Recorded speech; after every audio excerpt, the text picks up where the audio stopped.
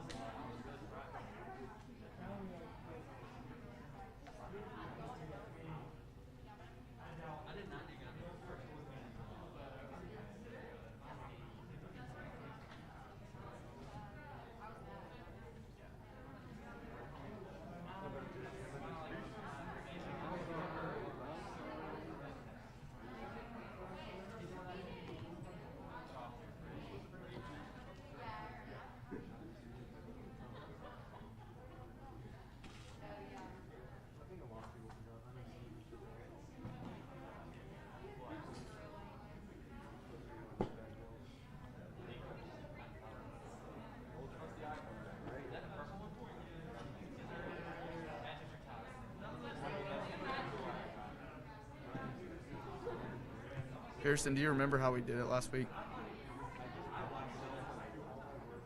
I was on mute and I spoke into it.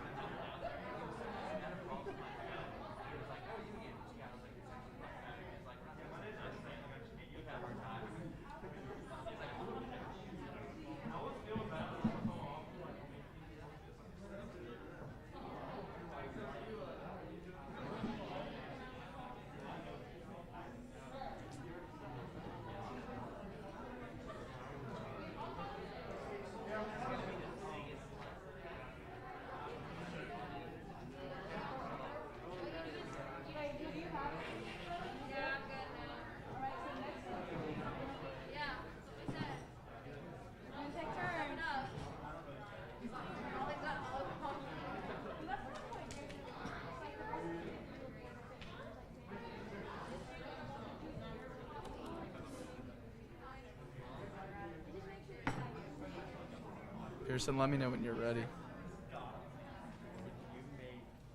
I just made you a co-host.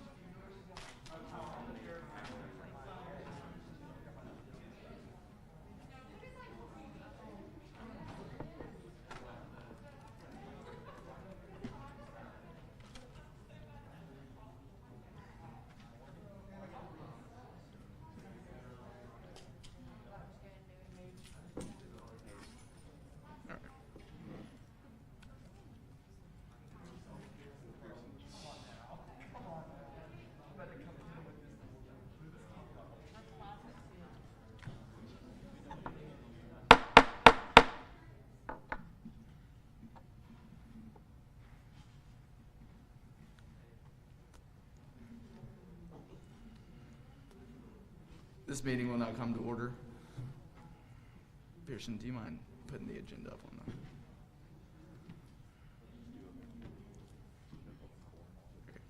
there? We're going to start with open forum, and Abby Langdon, I think, is going to present for us. And so, Abby, you are a co-host on Zoom if you would like to share your screen. Hi, let me share my screen really quickly.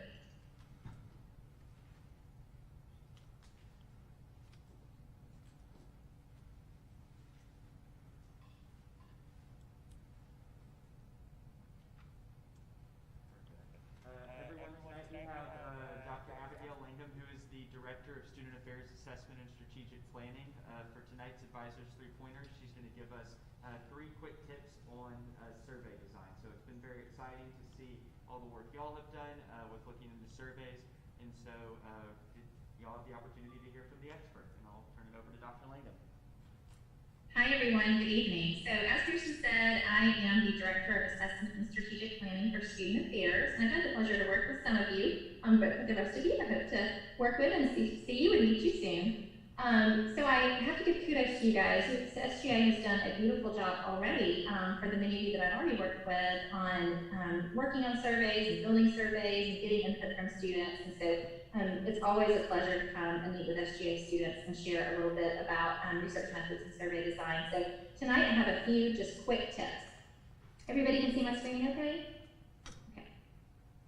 So first, I just want to share what a survey is. And so this is something obviously that you are familiar with in some way or another. Everyone's taken a survey at some point. But just to reiterate a few things about them. So they are open and closed-ended questions that are asking for some kind of self-reported response. Strengths, of course, is that they come in large numbers and the data are relatively fast and easy to collect. Of course, they require minimal resources. We have a really great survey tool that we encourage everyone in student affairs, you guys included, to use. It's called Campus Labs Baseline. Similar to Qualtrics or SurveyMonkey, but it has a lot of extra features that we ask for our staff and students to use who are a part of the Student Affairs Division. That includes you guys.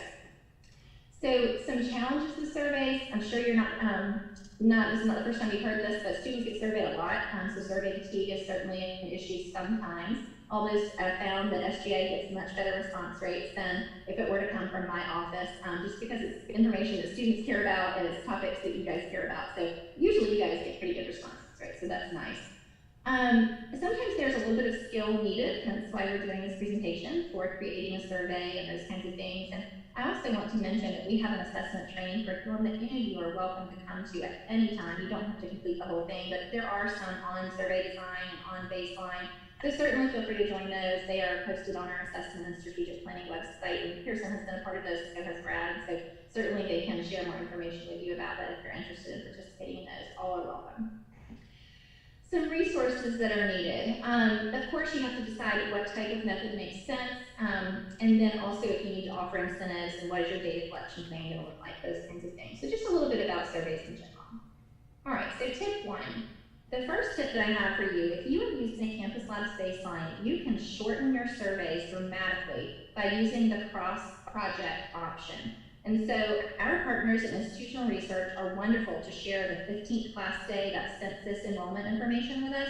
So we already know students' classification, their major, their age, their gender, all of the things that are on this slide, you do not have to ask as a survey question. So automatically your survey gets much shorter.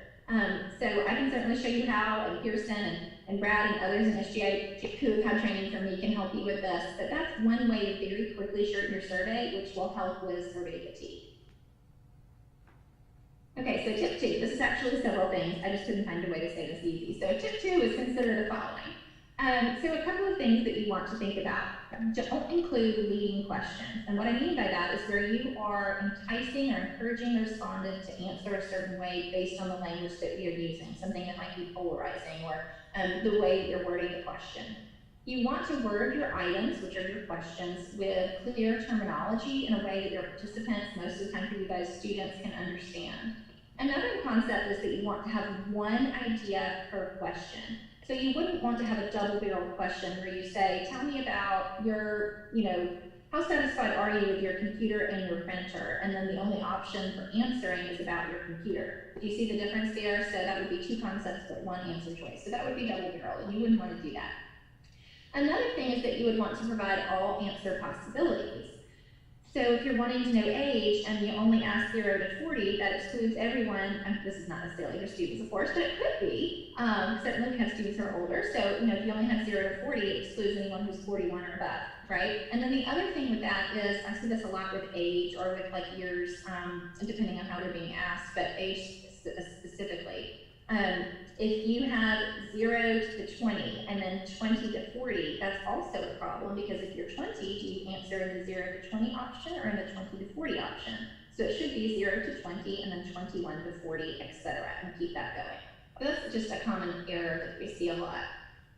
Another thing is that if you have related questions to certain topic areas, you'll want to kind of group those together as constructs. And then also use skip logic where you can. So that is where you're asking a question, if the answer is yes or no, it takes you down a different stem of questions. And that's another way to shorten the survey for the respondent and make it more applicable to them.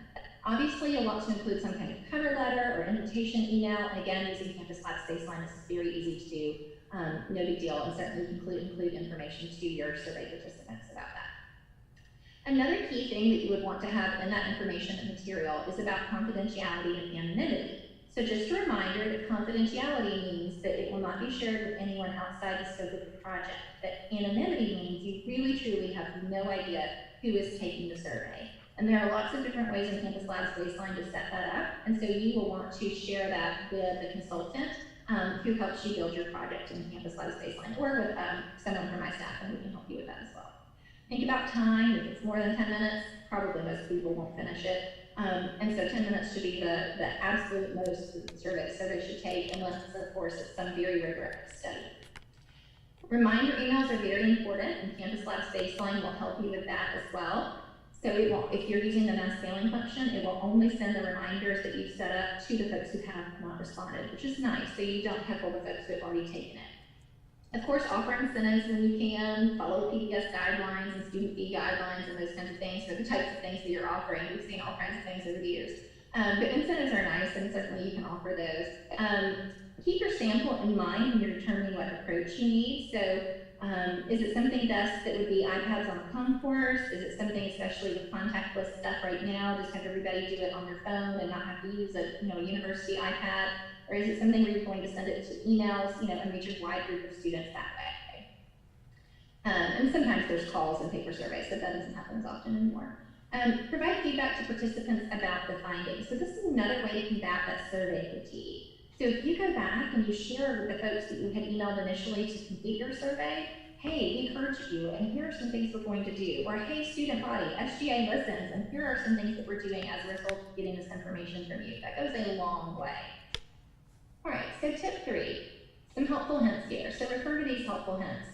In addition to Baseline being a really great tool for setting up your surveys, you also have a Baseline support site, which is very helpful. There is a manual for Baseline online as well, and you can get to Campus Labs Baseline from the Assessment and Strategic Planning website within Student Affairs. Include simple instructions in your email, and of course tell the respondent how long it will take, is it going to be confidential, and why you're doing the survey. Have a reasonable deadline for completion. So typically 2 weeks is a sweet spot, maybe 3. You wouldn't want to have it open for probably a month. That's probably too long, and certainly a few days is too short typically. Think about reliability and validity. Of course, is your instrument measuring what you want it to measure, and are you getting the same results over and over enough to feel confident in the answers that you're getting back? This goes without saying, of course, make sure to thank those respondents, send a message at the end, or at least let the last frame of the survey say thank you for participating, that kind of thing. We've mentioned about using Baseline, and then this is just a key thing because the entire division, so I serve the entire division, over 20 departments in student affairs, and again, SGA is included in that as a part of student involvement. But make sure that you are including a time frame in the survey, because this tool is used so heavily by student affairs, we don't want things to get lost in the shuffle. Or let's say you have a survey titled the same thing that SGA last year did. So make sure to say fall 2020, SGA student conduct survey or student dining survey, etc. Sorry, I have a 3-year-old that's crying. You may hear her in the background instead of him. Okay, so switching topics altogether. So I wear a few hats right now. I am our Director of Assessment and Strategic Planning. I have also had the pleasure of leading the voter registration and census completion initiatives for campus. And I'm also helping to lead the COVID Resource Center at this moment. But one thing that I want to share with you right now is the importance of the census. So some of you may have seen this if you have done the entry testing. We certainly worked tables with that for several weeks, and some of you even volunteered to help work those tables, so thank you. So the census is a way to leave your legacy in Lee County. This is the first time ever that college students are being asked to complete the census on their own and outside of their parents' homes. So if you have talked to your parents and they said, yeah, we counted you, that is not accurate this year. First time ever. So if you were a college student, now freshmen, you might have been counted with your parents, because if you were a college student April 1st, and I don't know if there's any freshmen on this call, but if you were a college student April 1st, then you will need to be counted at your Auburn residence. This is a really big thing for Lee County because it's going to help you to leave your legacy in Lee County for 10 years. Even after you're gone, that appropriation will still be here. Alabama currently right now is last in census completion, and it closes at the end of this month. We are at risk of losing a congressional seat. We are at risk of losing $2 billion in appropriations. And of course, this goes to fund things like roads and bridges and schools and all kinds of very important things, that, emergency response and all kinds of things that you utilize here in Lee County. So please make sure to complete the census. And with that being said, it only takes 6 minutes. Here is a QR code. You can certainly pop your phone up and take a picture of this, and it will take you to our Auburn website for completing the census. You can certainly take a picture of this and do it later after this meeting. But that is really all I have. Do you guys have any questions? I know that was a lot of information in a very short amount of time. Do you have any questions about survey design and or the United States Census?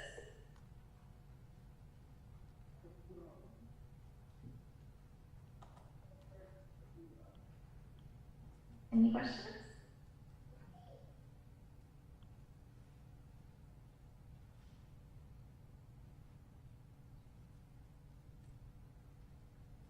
Abby, thank you so much for your time.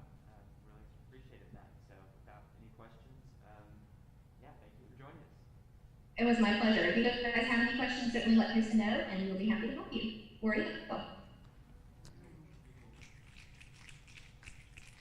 So we're going to continue with open forum, and Catherine, did you want to come up to the microphone?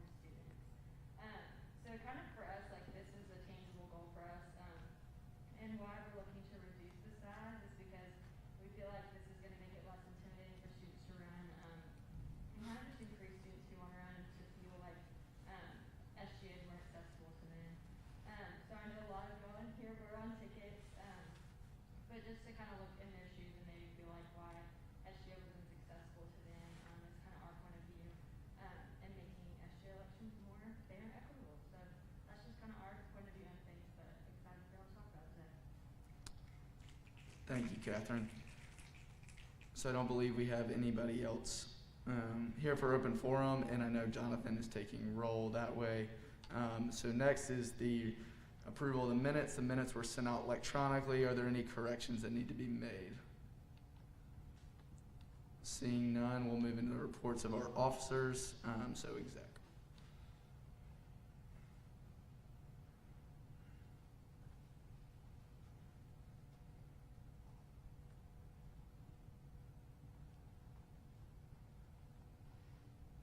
Sorry, y'all, I had to hike to get up here. But good to see you all again.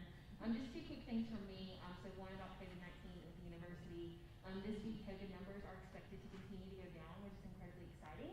But with Labor Day having been what would have been 2 weeks ago, this Monday, I believe, still want to be conscientious because we could see an uptick in cases. So please encourage your friends to continue to wear your mask, continue social distancing, wearing those face masks inside and outside of campus buildings. The COVID Resource Center is still up and running, and that website is live. So if you have any questions, or if you or someone you know ends up testing positive, you can self-report there if you're not tested at the med clinic. The only other thing that I have to share with y'all is next week is the beginning of the first ever virtual Black Alumni Weekend. This is a series of week-long events targeted at Black alumni, students, faculty, staff, community members, but all are welcome to join. There's going to be a ton of events. Some might feature yours truly. So feel free to tune in. Registration is free, and you can find all this information on the Auburn Alumni Association's website. That's it for me. Thanks, y'all.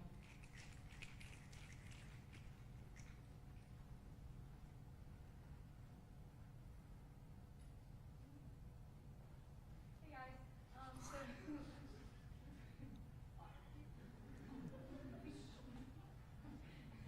hey guys, so last week was Green Week, as many of you all know, and we're super excited about the amount of rings that we sold, even due to the circumstances. But if you all could continue to remind friends, especially upcoming seniors and juniors, that rings are available if you ordered until next Friday, and you still have your ring in time for the ring ceremony and in time for you going home for Thanksgiving break. And with that, ring ceremony notes, we are working to still hold a ring ceremony that makes every student feel special and honored by their investment on this campus. In addition to that, I just want to say props, as always, to the Budget and Finance team on a great final hearing last week, and looking forward to carryover hearings in the next couple of weeks. And lastly, my teams continue to work on financial literacy, promotion, and projects. And if you all know of any students that are struggling, please feel free to give them my name and number. We're really looking for a true and genuine experience from students to help us understand what we can do to support them. Thank you.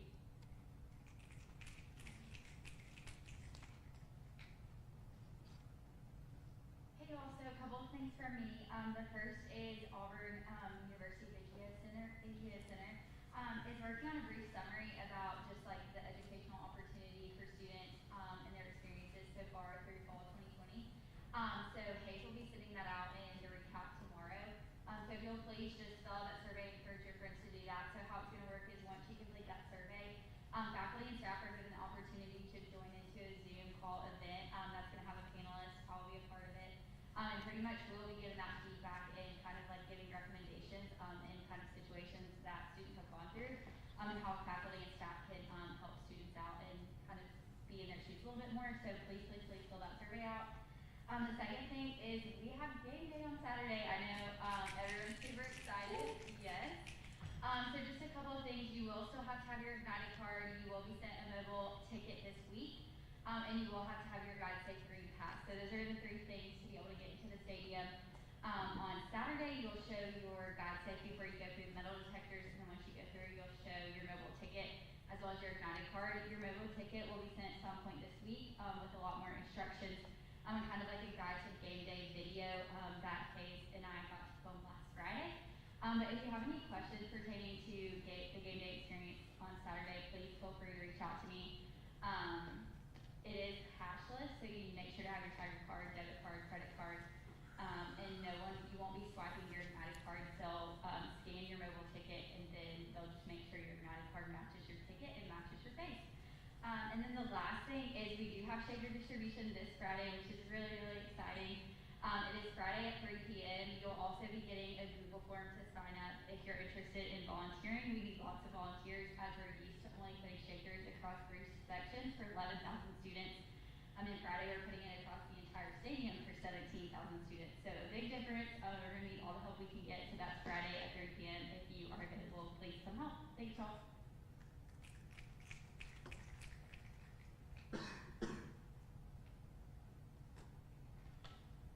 Guys, so I talked about this last week, but freshman forum and lobby board have been selected. I don't know. We've tried this. Okay, here we go. So I talked about this last week, but freshman forum and lobby board have been selected. So we have 46 new forumers and 21 new lobby board members. So that is super exciting. They had successful retreats on Sunday, and they both have their first meetings on Thursday.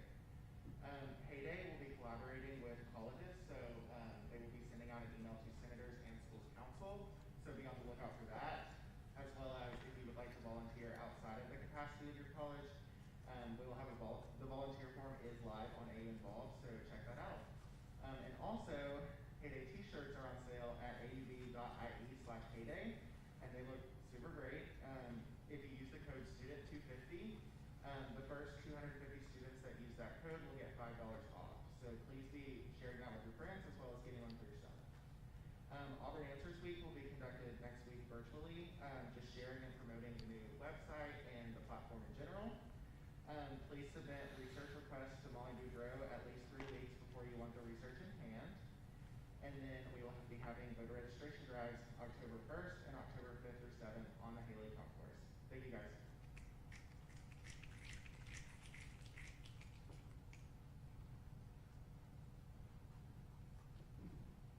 Hey, I really don't have much. Just know that on Auburn SGA social media, we'll be posting stuff virtually every week until the end of October for different events and different initiatives that we are supposed to promote. So just make sure you reshare those things to your stories.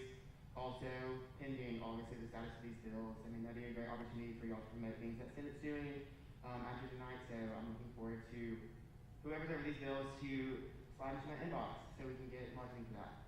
Okay, have a good night. So now we'll move into the reports of our colleges, starting with at large.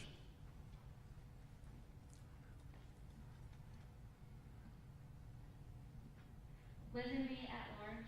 This week we received the Auburn Answers reports from Molly Boudreau on academics and safety.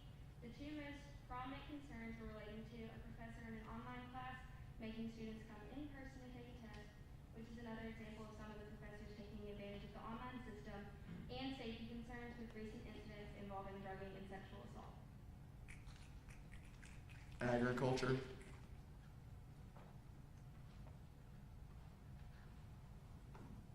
Doral, agriculture. We don't have a lot going on this week, but in the future, coming up in October, we're going to be having an event on campus on Ag Hill, spread out over a couple days with the clubs and be able to come set up.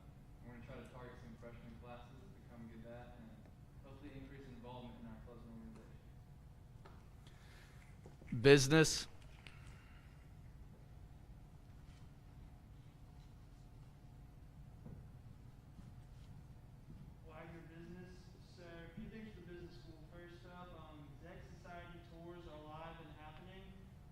Anybody who's interested in joining business school, you can reach out on their website. Next up is business school's been hosting virtual career fairs. We have 2 this week, one Tuesday and one Wednesday, I believe. And then last is we had our first business council meeting tonight, and they talked a lot about a bunch of different things they're going to be working on for the semester. But 2 of the most important ones is they're trying to kind of refresh social media, get it started, and kind of use that to advertise what business school's doing. And the next thing is they're trying to set up some sort of mentoring program for freshmen in the business school. So be looking for those in the future. Thanks. CADSY. Horton CAD-C. So we've got a few things going on. We're working out the final details of the CAD-C pumpkin carve. So get ready to carve some pumpkins. Second, we had our virtual trivia night last week. And had a huge turnout for that, so that was a lot of fun. And lastly, we're finally getting some CAD-C merchandise going or whatever on the first time. So yeah. COSAM.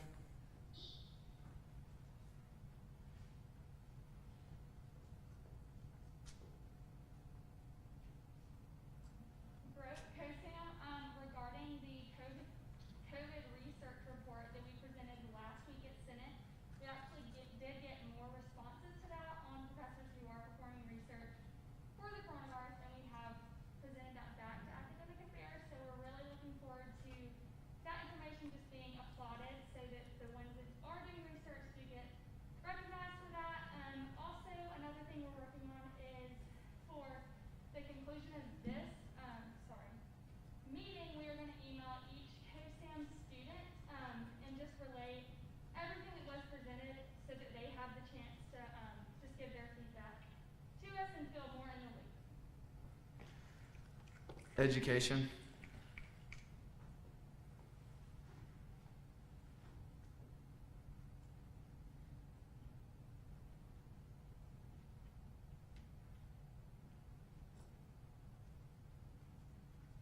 In education, so kind of two things.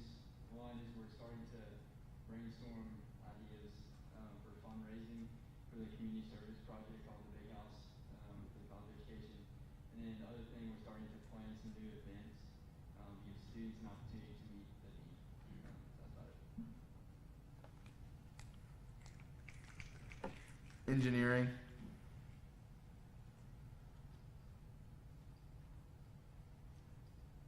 Law engineering. So the Office of Career and Corporate Relations, as well as the Academic Excellence Program at 100 Plus Women Strong, have an inclusion and equity employer panel coming up this week with companies such as Alvin Power, Coca-Cola, NASA, and ExxonMobil. So that's really cool.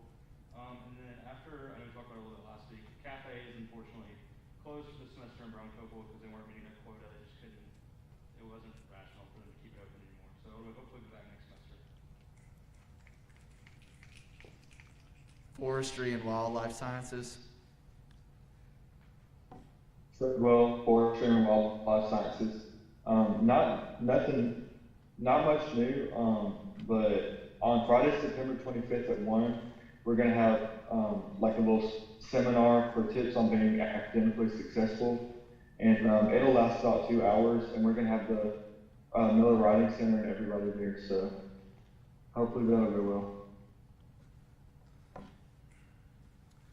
So grad school, Mr. Barentine is still dealing with the effects of the hurricane, so keep him in your thoughts.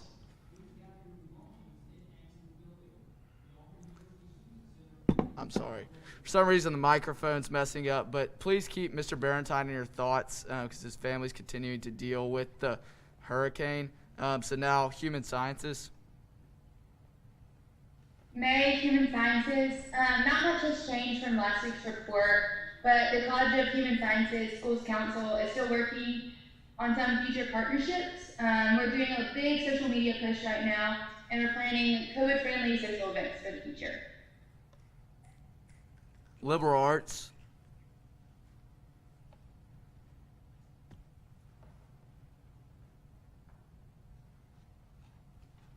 Carter CLA. So this upcoming week we have a career fair in the College of Liberal Arts. So if you have any friends that are interested in joining that, definitely tell them to sign up for the single one-on-one interviews. So we have a bunch of different companies coming through. We are also working on a philanthropy month that will be in February. There's going to be a lot of stuff going on with that. So we have already collected a bunch of gift cards from Tiger Dining. So thank you, Tiger Dining, for that. And we also have a potential event with the Associate Dean coming up in October. Thank y'all. Nursing. Devils Nursing. So we don't have much going on, but right now we're participating in something called the Dean's Fit Family Challenge, and so that's between the School of Nursing, the College of Osteopathic Medicine, and the Harrison School of Pharmacy. Just a little health and wellness competition going on right now. Nothing wrong with a little friendly competition in the middle of COVID, so that's all we've got. Pharmacy.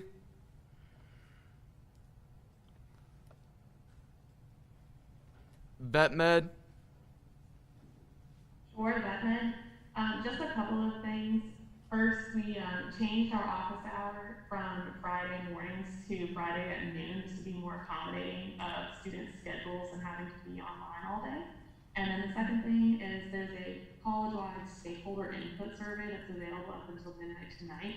So SGA is going to be working closely with our administration to see if there's any response from that stakeholder input that we can bring into facilitating main campus resource utilization.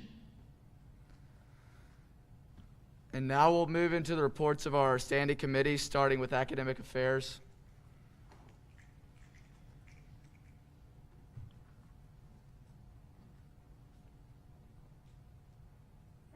Engineering. Academic Affairs has a lot of exciting updates this week on our 4 projects. First of all, we are meeting tomorrow at 8 a.m. to start finalizing our questions for our academic experience poll, and that'll be different than the poll Sarah Jane touched on earlier. I would like to commend the Big Center and encourage y'all to get that poll out to all of your constituents so that that faculty panel can answer this question as well. And our poll is going to address the more specific issues that we spoke about last week, including the library hours, test scheduled outside of class time, and several other issues that have come up, so that we can draft a resolution based on that. So be looking out for that. And we have an update on our poll to get started on the resolution for encouraging professors to write their own statements of diversity, equity, and inclusion on their syllabi. Shout out to Riley and Tyler. We met last Friday and got that finalized, so be looking out for those surveys. We'll really be pushing that so we can get this rolling. We also have final edits underway for our commendation. I'm really excited about that. There's a lot of hard work on this campus, and I'm excited to bring that recognition to the floor and get that going. But my committee will vote on it this week as well as exec, so be looking out for that as a future order. Additionally, shout out to Reese, who has been working on a presentation of the updates on the grade forgiveness program based on our meeting with Dr. Godwin over the summer and his feedback, and she'll be presenting that to everybody this coming Monday. So, as always, reach out to me with any other feedback, questions, concerns, or comments. Thanks, y'all. Budget and finance.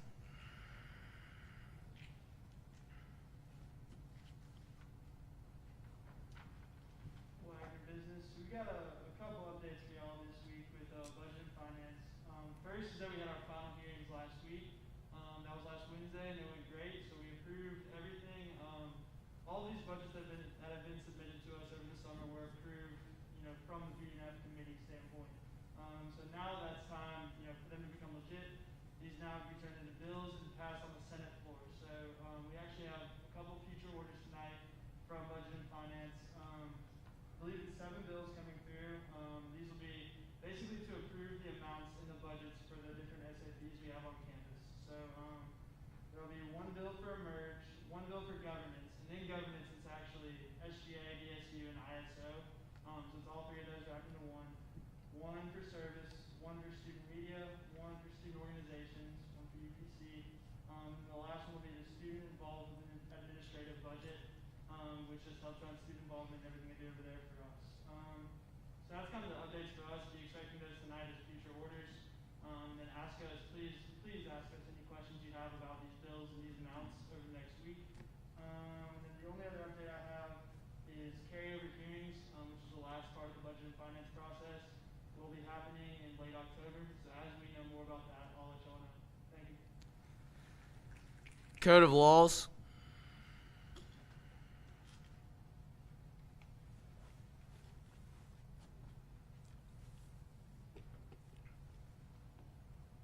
Sullivan at large. So we just got the audit from Pearson. We're gonna start working on that for the code of laws, and then we've also been breaking up our previous work on the code of laws timeline and trying to organize it. And then lastly, in regards to the 2/3 immediate legislation, y'all got a chance to hear from Catherine, the executive director of elections today, and just kind of hear her opinion. And we've been really fortunate to kind of collaborate with them this semester, and they've been really nice to us, reached out to us, and just kind of help them try to achieve their goals. And that's just we should say that. And then also, lastly, I just kind of feel guilty if I don't say it. Landon Kramer is no longer senator, but he really has led a lot of this election legislation, helped us a lot and given us a lot of guidance as the only one who was previously on the Code of Laws committee, and so without him, we probably wouldn't have been able to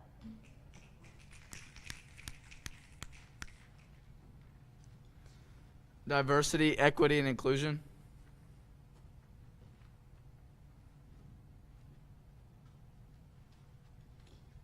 Hey guys, so a little bit about what we've been working on. So we met with OID today. I know I discussed something about DEI week.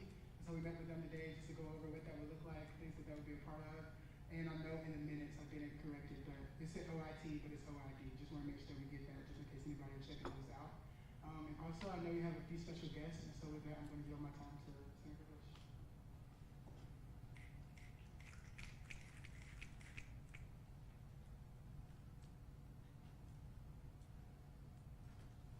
Thank you, Tyler. So we all felt that it was really important that we gave a good bit of background on what you all will be voting tonight in terms of the Eagles and Wings programs. So first off, what is Eagles and what does it stand for? Well, it stands for the Education to Accomplish Growth and Life Experiences for Success. And it's one of the few programs in the country here at Auburn that offers a great post-secondary opportunity for students with intellectual disabilities, and they can be here for 2 or 4 years. Their main goals, which they accomplish brilliantly, are academic enrichment, personal and social skills, independence, health and wellness, and really importantly, work experiences, because that's really big as they graduate from college and move on to that area. It began in 2018 to offer the students with intellectual disabilities more viable academic options after high school, because there aren't many programs in the country that offer that right now. But really importantly, it falls in line with our important creed, and especially the areas of the human touch, mutual helpfulness, and bringing happiness to all, because these all include those with intellectual disabilities. And then, what is the Wings program? It's the warm-hearted individuals nurturing great success. So these are Eagles mentors. They serve Eagles students fervently through facilitating and assisting them with their opportunities, connections, events, and their activities of their interests. And they also reside with first and second year Eagle students and support and foster the independent living skills, daily interaction, social skills, and employment skills. So a very important organization that really helps Eagles carry out their main goals and mission. So they've done some really great things since their inception in 2018. In fact, they expanded the program in 2019 to offer those 2 additional years after the 2 initial ones. And the Eagle students can also earn an independent living certificate, which is paramount as they move into the workforce. They have 100% retention rate within the Eagles program, and the Eagle students participate in 7 on-campus organizations. 75% of them are employed while studying here at Auburn, and as many of you know, the program expanded just this year to offer Pan-Atlantic involvement. There were 6 women who went through recruitment, and all 6 found their sisterhoods. So how can we as senators, and more importantly, our constituents, help these 2 wonderful programs? Well, we can foster inclusivity of these Eagle students within our own organizations. We can spread the word about the Eagles organizations, and furthermore, Wings applications when they come out. They need great mentors, because like I said, they really do help the Eagle students. We can seek mutually beneficial partnerships between our own organizations and Eagles organization. We can volunteer. But really importantly, and a main goal on the horizon for these 2 programs is a full endowment, so that the families behind these Eagle students don't have to pay full cost to send them here to this great program. Other things that we can do in terms of financing, we can start a fundraiser, or we can donate to them. And I'm just going to leave you all with these 2 PDFs that I encourage you all to look into after this meeting, and perhaps send to your constituents and any other organizations that you're involved in. This is some really good know-how about people first language, and how to really know what to do in these situations if you're uncertain or never been in them before. Thank you.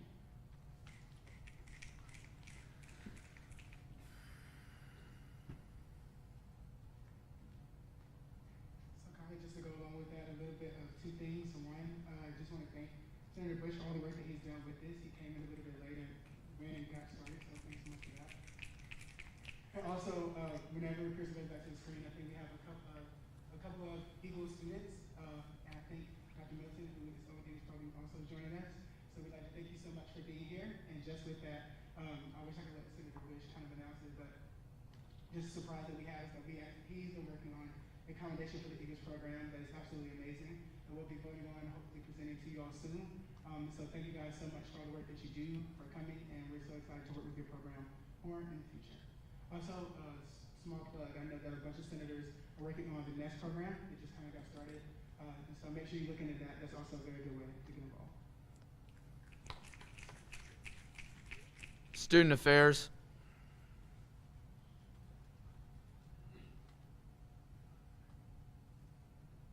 State business. Can you pull up the COVID report, please? And then Tyler, you guys come back up here.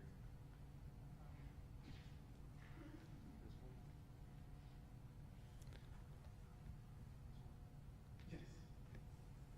Oh, wait, no, not that one, not that one. The other one,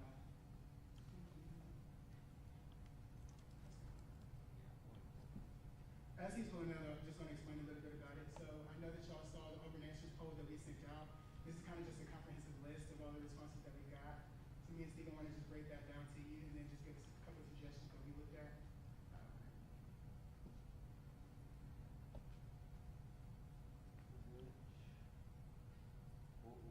What's the name of the report and what's the email? Should be COVID testing open answers survey. I think it was in the first one that I sent you today. It was attached with the Eagles report.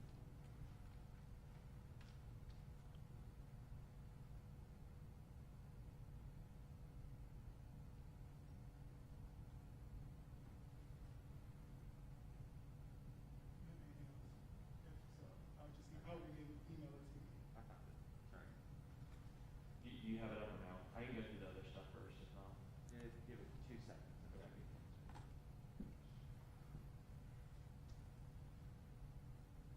Sweet. So kind of just going through these, like we said, this is just the student survey results. Yeah, so the main purpose, like Tyler said, was just to kind of get a little more feedback on what students are going through with COVID going on right now. Biggest thing I want to stress again, I talked about this a little bit last time, is just that, Tyler and I have worked on this for sure, but like this doesn't just kind of pertain to our groups, this pertains to every different group, and that's kind of what we hope to capture throughout this survey. We'll kind of go through a little bit more. Here's the next slide. But so we received 73 submissions for the financial concern survey, and then 17 for the COVID-19 testing survey. And then there's a couple extra kind of with COVID, I'm sure that'll continue coming in, that have been coming in. I believe it's just this last week that we received these submissions, so this is kind of where we're at today. So the first kind of aspect that we looked at is the financial impact of COVID. So we kind of took all the responses and put them into these graph sheets just for. So have you been financially impacted by COVID? 58% of people said yes. 11% said no, and then 31% said somewhat. And so that's a large base of our student population that has been impacted financially by COVID-19. Huge to know. Has it impacted your ability to repay any outstanding student loans? And so only 33% said yes, 55% said no, and then 12% of course said prefer not to answer. And so that kind of gives us a little bit of context. Though it did impact them financially, it probably wasn't in the student loans category. Have you lost a job due to COVID? So this one is kind of important. Only 5% said they prefer not to answer, 59% said no, and then 36% said yes. But 36% of students is a lot of people that have lost jobs due to COVID. And so making sure that we're assessing that and knowing about our student population and where they're struggling financially and where we could possibly assist them in the future. The next one is, do you currently have any emergency funds or savings account dedicated for costs that may arise due to COVID-19 financial crisis? 1% prefer not to answer, 79% said no, and 20% said yes. So most people don't have emergency funds or savings accounts dedicated specifically to COVID-19. Are people considering taking out more student loans? So 46% of people said no, 39% said yes, and 15% prefer not to answer. Again, we know that when it comes to finances, not a lot of people are open to talk about these experiences. So the fact that 39% of them said yes kind of says a lot. And then, are you worried about finding postgraduate employment opportunities due to COVID-19? And so 58% of people said yes, 15% of people said no, and then 27% of people said somewhat. And so we'll kind of talk about how we can combat that later on in the presentation. So the next kind of avenue that we looked at was just campus testing, because I know we have a lot of different questions based on that. Yeah, so I mean, a lot of this stuff is kind of just breaking down, kind of even further what Tyler was just talking students, as you can kind of see, 6% said no threat, 6% said lack of testing, 6% said they've had some type of mental health problems from lack of interaction with other students. 35% said that they feel like students are spreading the virus irresponsibly. 17% said they believe that there's a lack of education on the topic, and then 12% said, like Tyler said before, that finances are a huge concern. So we'll kind of get into again some more concerns here in a second, but we've all seen it. It's nice to be here with all of you today, but for me especially, and for some of you too, I'm sure, you don't get a lot of interactions like this. So really just find ways that we as the Student Senate can kind of support our constituents, support fellow students really during this time to give them some type of normalcy and give them still, that Auburn experience is super important. Can you get the next one, Kirsten? If you have had any additional issues with access to testing, please elaborate below. And so a big thing it seemed like was that the med clinic is just overwhelmed right now, which is understandable with how many people are calling. So 60% said that was their main problem, but 10% said that testing should be free, or that there's a lack of testing. And so really looking at those numbers right there, to me that's super important because for students, obviously we hope that they can get in touch, but if they don't have access to testing because they're not able to afford it, or if it's just not there, to be honest, that's a huge problem. And that's something as a Student Senate that we want to hopefully be able to bring forward to administration and make a legitimate concern. Can you go to the next one? And then how frequently has your guys' safe passport been checked? As you guys know, mine was checked last week. But for the most part, a lot of people said either every time, a lot of people say either once in a while or they've never been to campus for the most part. As far as often, never, every time, that's been open for interpretation for a lot of the responses that we got. And then the last one, if you decide to take the COVID-19 test through the Auburn Med Clinic, how many times did you have to call to reach the phone operator? 71% said they didn't take it through the Med Clinic, which is also very telling when we look at the responses, and a lot of that has come from the Med Clinic. A lot of people are also having to go outside testing at the Med Clinic, and so we're thinking about how much the Med Clinic has had issues, making sure they keep up with things, knowing that a lot of our student population also is going outside the Med Clinic kind of adds a little bit of awareness to the situation. A lot of people said they still haven't been able to reach a phone operator, they had to call multiple times, message a healthcare provider through the Follow My Health portal, things like that. And then on what level do you agree that Auburn is following protocol? A lot of agrees, not many strongly agree, but a lot of agrees, and a lot of neutrals. And so not as many disagree or strongly disagree, which is good for us, but just need to be aware of how the student population is perceiving what we're doing. And then you want to talk a little bit about awesome. And so this one is also about insurance, the financial means to testing. A lot of people said that their insurance covered the cost of their test. This is super telling. I know we talked a lot bit about what we're going to do as far as students who couldn't afford testing. So this kind of gives a little bit of perspective into students that could. 71% students is also a lot. And so whether or not we believe that there's a lack of it, our student population, for the most part, their insurance is covering the cost of tests. And with these responses, one big thing to notice is that they're all free response. And so with the data that we got, and I think the last ones that Stephen mentioned were also free response. So this is a question where we're just putting the question out. And so when 40% of people are saying the exact same thing, I think that's pretty telling as well. So this is a really big one. I'm sure that most of you can relate, but what do you feel is the most prevalent student financial concern? You can see 43% said that you're having to pay full tuition for lesser Auburn experience than what many people said. So that's really telling, and I'm sure that many of you have thought that yourselves. But you also look at not only a lesser Auburn experience, but we have these out-of-state students that are paying full tuition. That's a sacrifice that a lot of these families are having to make, and we don't want them to have to sacrifice, right? If they're coming to Auburn, we want them to still have that experience like I talked about earlier. So, we as a Student Senate, and I'd love to see feedback, from you guys of what we can maybe be doing. And obviously, we don't have the answers, but just any thoughts. What can we be doing right now to foster those relationships, to make Auburn students feel like they're welcome, feel like they still have interaction with their students with teachers, whatever it may be, so that they don't feel like they're wasting their money and don't feel like, well, why didn't I just go to some, community college down the road or something like that. I think that that's super important. A couple other things as well. 17% of students said there's no source of income for them personally. 21% said that family financials are tough. And then 11% said that there's uncertainty for postgraduate job markets. All super important, all have to do with financials. That's a super sensitive topic for students. So just want to keep in mind how can we be supporting them during this time. And we'll have to kind of open up at this point as it's at the end of the survey for just anything off the top of your head that we might be able to do. And as y'all are thinking about that, I know when I was looking at the results, one idea that came to my head is that a lot of students are worried about postgraduate in the job market. And one of the greater things about Auburn is not only just the experience that you get here, but that they set you up to excel in whatever you're doing after school. So I think that one thing we can look at is, especially with tests like GRE or LSAT, they're already expensive. So I know they're as expensive as they are now. So maybe looking into your specific colleges, seeing what your colleges can do, any finances that you can alleviate, any burden that Auburn can take off with testing and things like that.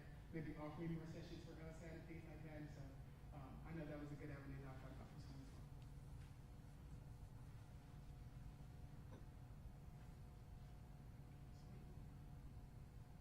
Awesome. Well, if you guys have anything, feel free just to email us. Thank you, Tyler, for putting that report together. Appreciate it. I guess I'll just kind of finish up with my report. Had the opportunity in Student Affairs to speak with Mr. Glenn kind of on the dining report that we did last week. It seems like kind of going forward, one thing that might be a possibility for our committee is looking into having some type of parking spot in the village or surrounding area where we're able to have maybe like a 15, 30-minute loading zone where you can go in, get your food, get out. We're still figuring out details about that. Looking more into that. One thing that I thought was interesting, just in talk with Mr. Glenn, is we talked about being able to use dining dollars off campus and being able to use it downtown. But he was asking, more so how do we get the students to want to go on campus and kind of make that an experience. So he wanted to focus more so on what's off campus that students want that's not on campus right now, and how can we bring maybe a chain like Chipotle, Subway, something like that, on campus where all the students want to come. So again, if there's a certain restaurant or something that you guys want to see on campus, or if there's something downtown that's not on campus, please let me know, and we'll be getting some more feedback on that as well. So now we'll move into reports of, actually, sorry, Andrew, 2 weeks in a row. Exec committee. Hey everyone. Just update for me as far as office hours go. Office hours are due at 7:30 next week. So if you haven't filled them out for this week, they are still open. Please go do so. We do have Senate exec at 4 o'clock this Thursday. Zoom info is sent out beforehand as usual. Remember, you must attend one per semester. And then also, I'll be sending out a complete SGA roster. I'm going to try to get a folder created in your box under your committee. You can reference that.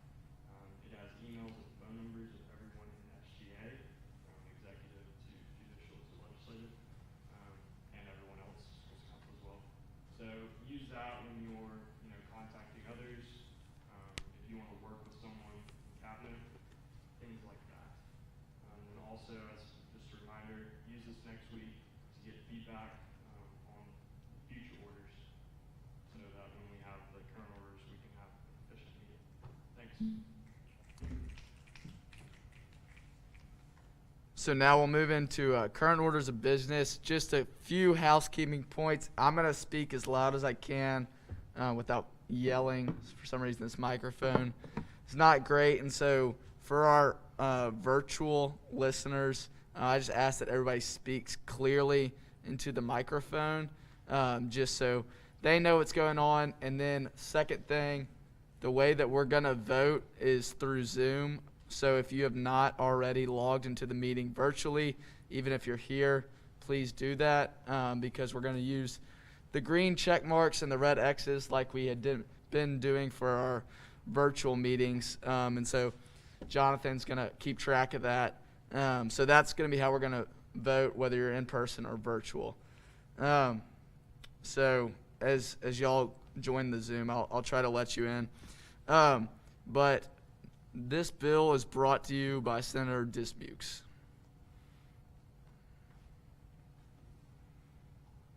Hey, everyone. Anyways, I motion to pass this bill as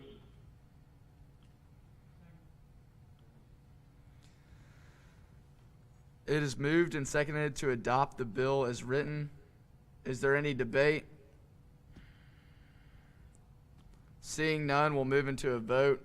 All those in favor of passing the bill as written, please click the green check mark and say aye.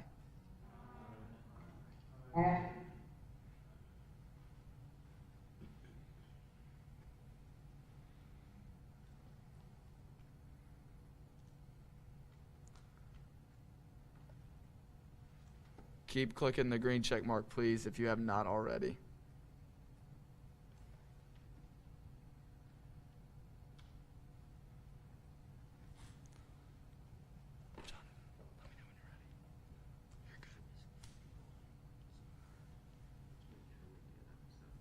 I think we're missing a few people on Zoom to vote.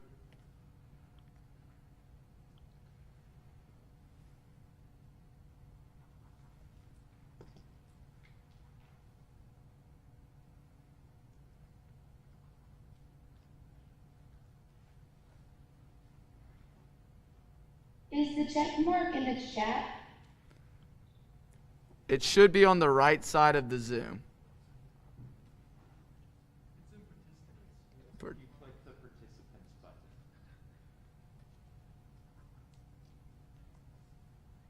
Thank you.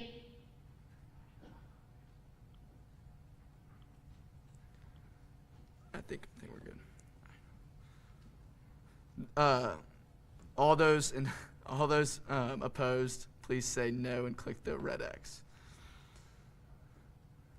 The ayes have it, and this bill is adopted.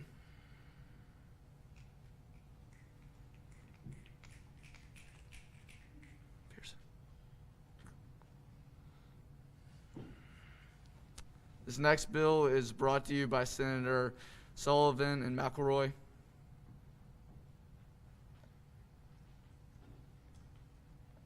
Sullivan Engineering. So after getting some feedback, we actually have 2 amendments, so I motion to amend. We have a second. Second.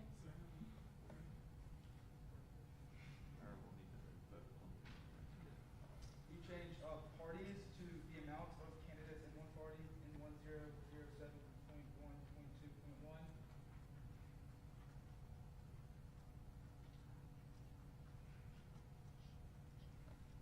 And then in 1007.1.2.3, you change both an even integer and the nearest integer to whole number. You said it one more time, sorry, I was trying to find it. Both an even integer and nearest integer to whole number. So after feedback, we heard that parties could technically be misconstrued into thinking that the number of parties people were allowed to form could not exceed 2/3 of positions available. And then whole number just clarifies that it does not have to be an even number, just a whole integer. So now I move to pass this, amendment as written. So now we vote on it. All those in favor of passing the amendment as written, please say aye and click the green check mark. Two separate amendments. Yeah. Okay. This is for the First Amendment. All those opposed to the First Amendment, please say no and click the red X.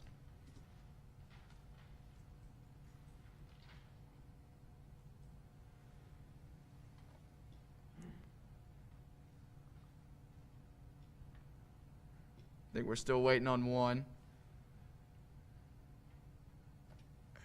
Good.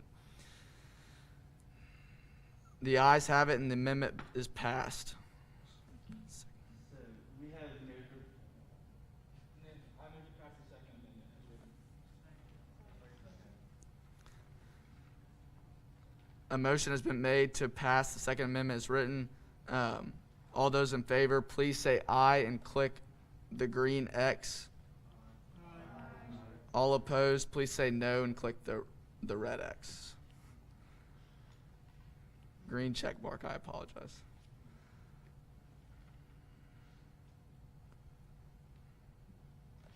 Please continue to click the green check mark.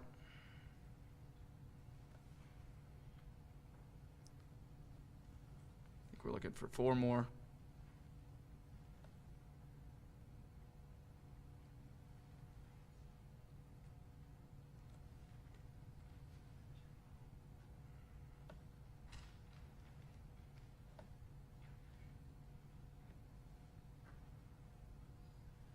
Still looking for 2 more, please.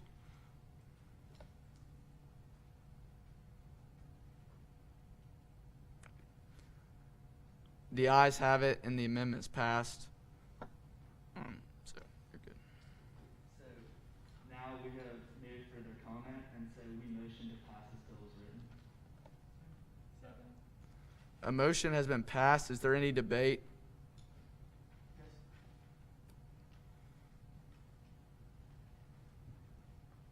All right. So just first of all, we're on this room, I would like everyone to raise their hand if they are involved in a Greek organization. And so without saying much more, I would like to let everyone know that my point being is, if the goal, like Catherine just came up here and talked to you all about, is that this bill is to address the impartiality and the lack of equity within the elections process, then I think that just changing the ticket number for parties isn't exactly encompassing and targeting that entire issue. So I just want to talk for just a second. Number one being the monetary aspect of this process. So the information that was presented that led into the formation of this bill was a survey done on students who had already declared their intent and then dropped out of the race. And so I know in the monetary aspect of the elections process, it was not necessarily briefed over, but I do not think enough attention was paid to that. And I know that next week we are talking about a budget reformation, but I still am not under the impression that just kind of highlighting and briefing over it is necessarily correct in this situation. So like I said, Senator Sullivan did present that information, but Mike, I can make the point that you all can probably draw the conclusion of. If you were to go ahead and say that you are going to run, and you declare your interest as a candidate, then in the first place you probably had to be under the impression that you could make that monetary commitment in the first place, correct? And so, as an example, let's say that you came from an impoverished community in Alabama and you attended a rural public high school where the tax funds on the property didn't allow you to have the most resources available. And let's say that you gained scholarships and you were in many outside organizations that allowed and equipped you to come to this University of Auburn with a full scholarship, you had room, board, and food, and yet you had nothing else. And so let's say you hear about Senate and you hear about SGA as a whole. Yet when you go to the presentation, as we are all required to go to a presentation before declaring interest or after declaring interest, you hear about the monetary commitment. And regardless of the fact of whether or not you knew about what tickets were in the first place, you make the decision not to run because you have no means to provide yourself monetarily. And let's say that you had gone through the rush process or rebuy process in general, and you did not then receive the ability to join an organization. And so now in your mind, you have no potential way of paying or fronting that cost. And so I guess this kind of delves into the deeper issue which I'm trying to get here, which is that this bill, while yes, I'm not sitting here saying I do not think we should pass the 2/3 because that's not at all what I'm saying. I do believe that that party system needs to be reformed. But as I just showed with the raise of hands, there's clearly a deeper generalized impartiality issue that we're dealing with here. And it doesn't just involve the number of people on a ticket. It might involve the process by which people get on those tickets. And so not to call anyone out here, but at-large senators come from 5 set Greek organizations, roughly, for that ticket every single year. And so I'm not at all saying that that's incorrect or wrong, because that's the process and that's the way it works. But the problem here that I think we're having is that joining a Greek organization then means you're in a space and you're in an environment where Senate and SGA can be promoted with the notion that the monetary purpose and the monetary aspect of this process wouldn't matter to you. And the problem, therefore, I think we're having is that how then is this process going to be fair and equitable, regardless of ticket size, if there's an entire section of this campus that gets to think about the elections process as something that doesn't have to come out of their own pocket. And so, therefore, ideal solutions can't necessarily be added to this amendment right now. But my thoughts kind of go down the lane, the path of, if there's a certain set of organizations on this campus that are completely and totally allowed to provide monetarily about this elections process, then why then is it not the same ability of other organizations to provide maybe more candidates that might even have different and more important viewpoints than, let's say, what could be possible in the Greek sector? And by that I mean, where is the funding for ISO and students in ISO who might have come and hear about Senate and SGA as a whole, but the monetary means can't be met? So why then is it fair for someone who went through rush for the Greek process to sit and be able to be funded for fully, but the ISO member who might have worked just as hard to get in that organization can't then receive the same benefits? And then you kind of think about, well, okay, well, where's the money for that coming from? Well, as Rep just mentioned, and you'll hear in a second, the Budget and Finance Committee this year made no cuts, and we have a reserve of over $200,000. The student activity fee alone is $800, which, if you think about it, could roughly provide for potentially 3 candidates in Senate. I know the student activity fees haven't been decreased, but I think it's like maybe 600 now. But regardless, that's alone and one enough to support at least a minor candidate. And so I kind of sit here just wanting to talk about, and not necessarily saying at all that we should vote no on this bill, because I do think we should vote yes on this bill 100%. But what I do think is that this conversation maybe should have been started a little bit earlier when talking about the equity and the impartiality of this elections process. For example, how would it be fair for us as Senate to approve the student activity fee, which by its very purpose is to support the opportunities and access to things at this campus for all students? How is it fair for us to approve that money without any promotion or allocation of that very money going back to the students, making this process, if this is their desire, equally as equitable to them as anybody else? And so I'm not saying that we should sit here and think about adding a whole new clause that ISO, BSU, and all the SAPs should then be responsible for having the ability to allocate and fund for students who might want to pursue this SGA career. But like I said, bringing this all back to what Catherine came up here and spoke about at the beginning, if this bill does have the intention to, like I've said, really address the impartiality and kind of this whole elections process is something that every student can pursue at the same capacity, I do not think it is fair for us to sit here and not address that activity I played at the beginning of the game doesn't then play a clear role in that entire process, this impartiality that was addressed in the cap. Thank you.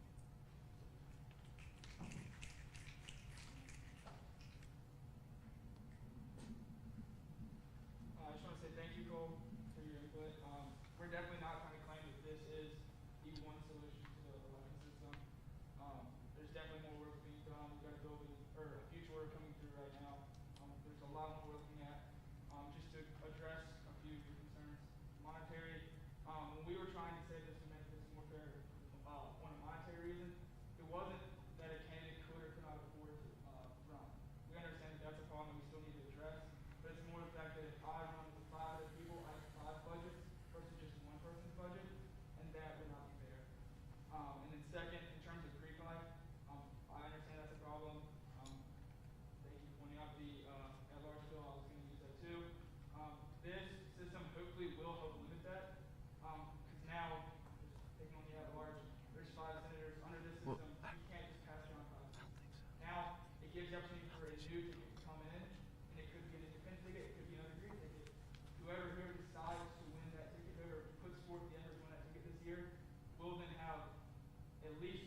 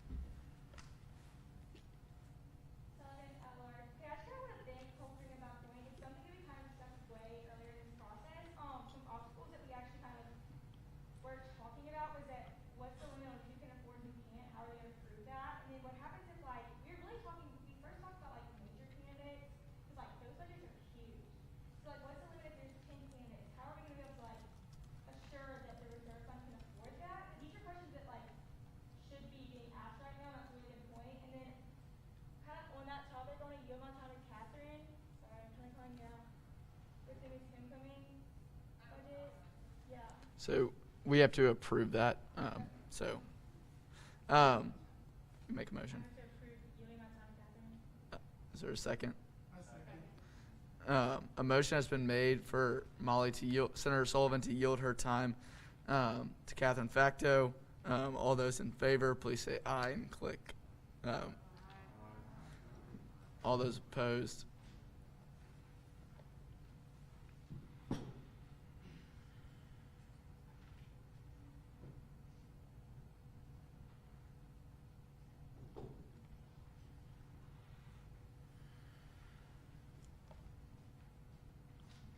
Okay, I'm back. I just want to thank you for bringing up that plan. It's been really cool because we've been working since last March on making Smith elections more equitable this year. And one thing we have been working on since then is budgets. And it hasn't been like passed through Senate yet, but I just want to kind of make you aware that that is something we're working on. Especially with COVID this year, it's been like very, very different. And because elections are going different, a lot of it's virtual, the budgets are going to be very layered this year, which I think is going to be a cool experience for students involved, because those budgets will be so low that it's going to be a lot easier for all different kinds of students to run this year. And I just want to say, like, this is just one of the ways we're trying to like make SGA elections more fair for everyone this year. And it's a small step, but I also think it's a big step because it's going to create some cool change. But I just want to like let y'all know this isn't the only thing we're trying to do this year. It's just like one of the different things we're trying to do.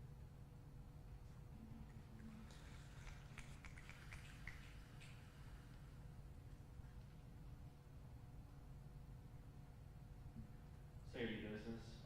I just wanted to reiterate kind of two things. First, what Cole said is absolutely applicable, but I just really want to make sure that everybody's kind of, focusing on this bill as it's written right now. And when you look at Molly's research earlier, one big thing to kind of focus on is that several of the students that dropped out in running for senator, running for some of these spots is because they weren't able to get on the ticket. And so, it's difficult for us as a Senate to kind of narrow things down by, Greek affiliation, stuff like that, as much so just overall participation. And so, like several constituents have said, this is just one avenue to kind of focus on, and I completely agree that, financials is absolutely something to look at later because, that it would be very difficult for any of us to gather, however much amount that it would be to run a campaign. But just want to make sure that we're all focusing on this bill as it's written right now to focus on kind of the foundation that we can start kind of creating through this.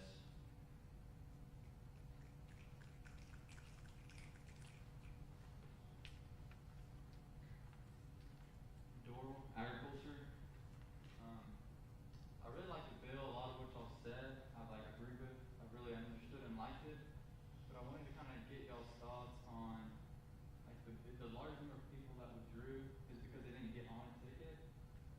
And now with these big established tickets that you see year to year, now being able to have less number of people on them, that means more people are not going to go on this ticket. So have y'all thought about if you think people are going to be more willing to go on their own or start their own tickets? For instance, I think more people are going to not go on tickets this year. So I wanted to see if y'all thought about that. So that's also a good point. We've kind of been talking a little bit in our committee and a little bit with Catherine about also coming up with another way, potentially a meet and greet of candidates, trying to introduce candidates ahead of time so that way if you are running and you don't know anybody, you're more comfortable coming a ticket. I think the idea is that yes, hopefully they welcome another ticket. For example, engineering has 8 potential positions, so 2/3 of that rounded down to 5. So that means that there's 3 spots, which it's a lot easier to fill a 3-person ticket than it is on an 8-person ticket. So right now in the current system, 8 people work together, and it's really, really hard to find 8 new people to run with you. But now if it's only 5 and there's 3 open spots, that means 3 people are less likely to drop out because they know they're not going to get killed by a ticket. And if they're all running, they might as well come a ticket. Because tickets are relatively easy to form.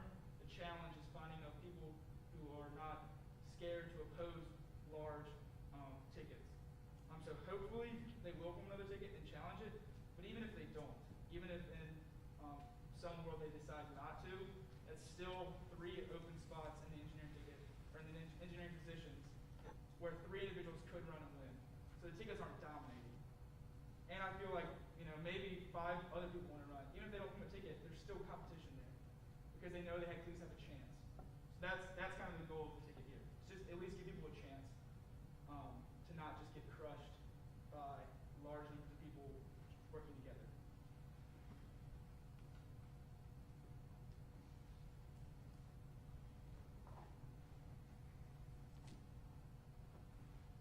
I move to approve that I'm a yield my time to Caroline Morby. Is there a second? Second. All those in favor of Mary Kate's time being yielded to Caroline, please say aye. Aye. All opposed? The ayes have it. Time is yielded to Caroline. So I was just going to expand upon a little bit of what Catherine said earlier about how her and her team have been working on the budget and being equitable for every student to have the financial means to run a campaign. I was able to meet with her and her team just last week, as well as bringing my team into the conversation as to many ways that we could help out students. And that is a very loaded conversation. There are many factors that take part in that. So as Stephen briefly mentioned, I really asked all of you to consider what's at hand right now, but also to consider how many moving parts there are in elections and how you can really only grasp one of those sections at a time. So let's focus on this right now and moving forward. That's a great stepping stone to take part in. And I do want you all to know that we're aware of the issue. And if y'all have concerns, please come to me and my team and Catherine, and we can address those.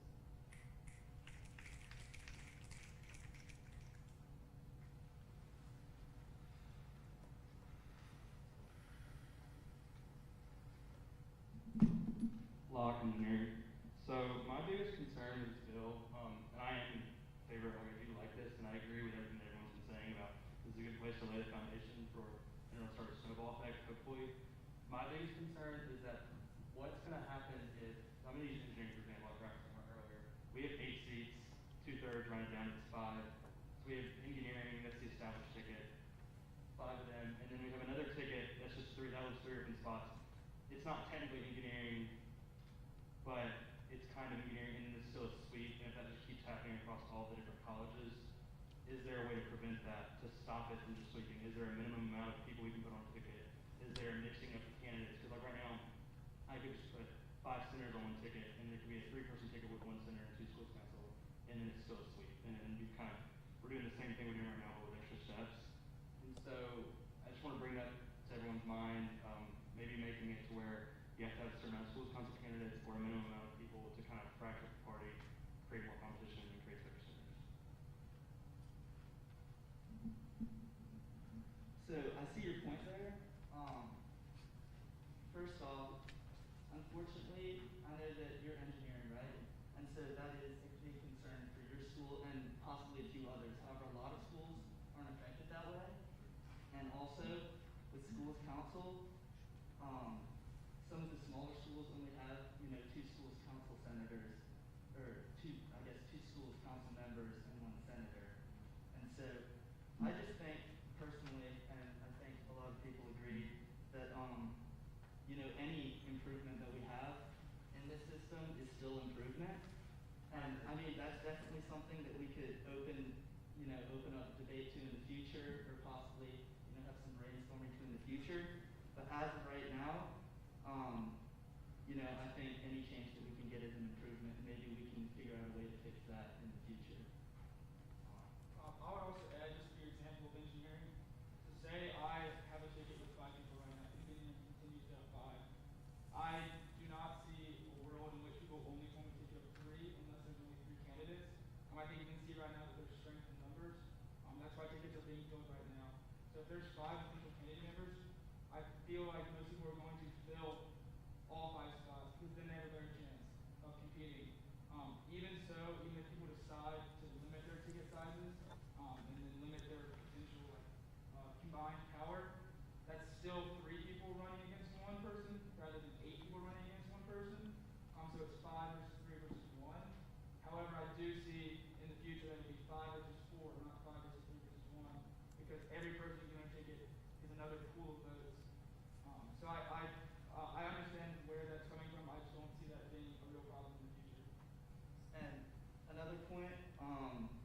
say that it makes it easier for people to run against. You know, when you have 8 people running, it's a lot easier to sweep than to make 2 separate tickets sweep every year with 5 and 3. And so I think that a 5 and 3 change is still going to promote a little bit more equity than just 8 people sweeping every time.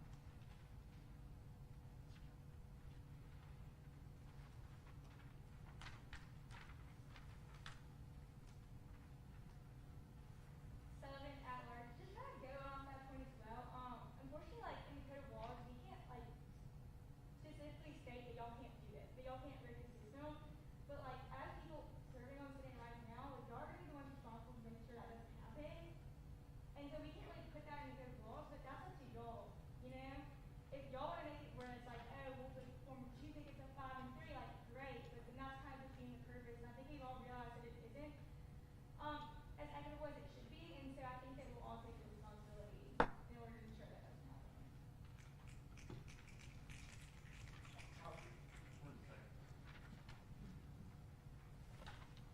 I just wanted to say I agree with everything Molly just said. That was kind of the reason for bringing that up, is because a lot of us will be, I mean, everyone's going to be running in, but a lot of people probably will be. We want to put that on everyone's mind. So we want to improve SGA. It has to start with us. We have to be the example for creating more equitable space.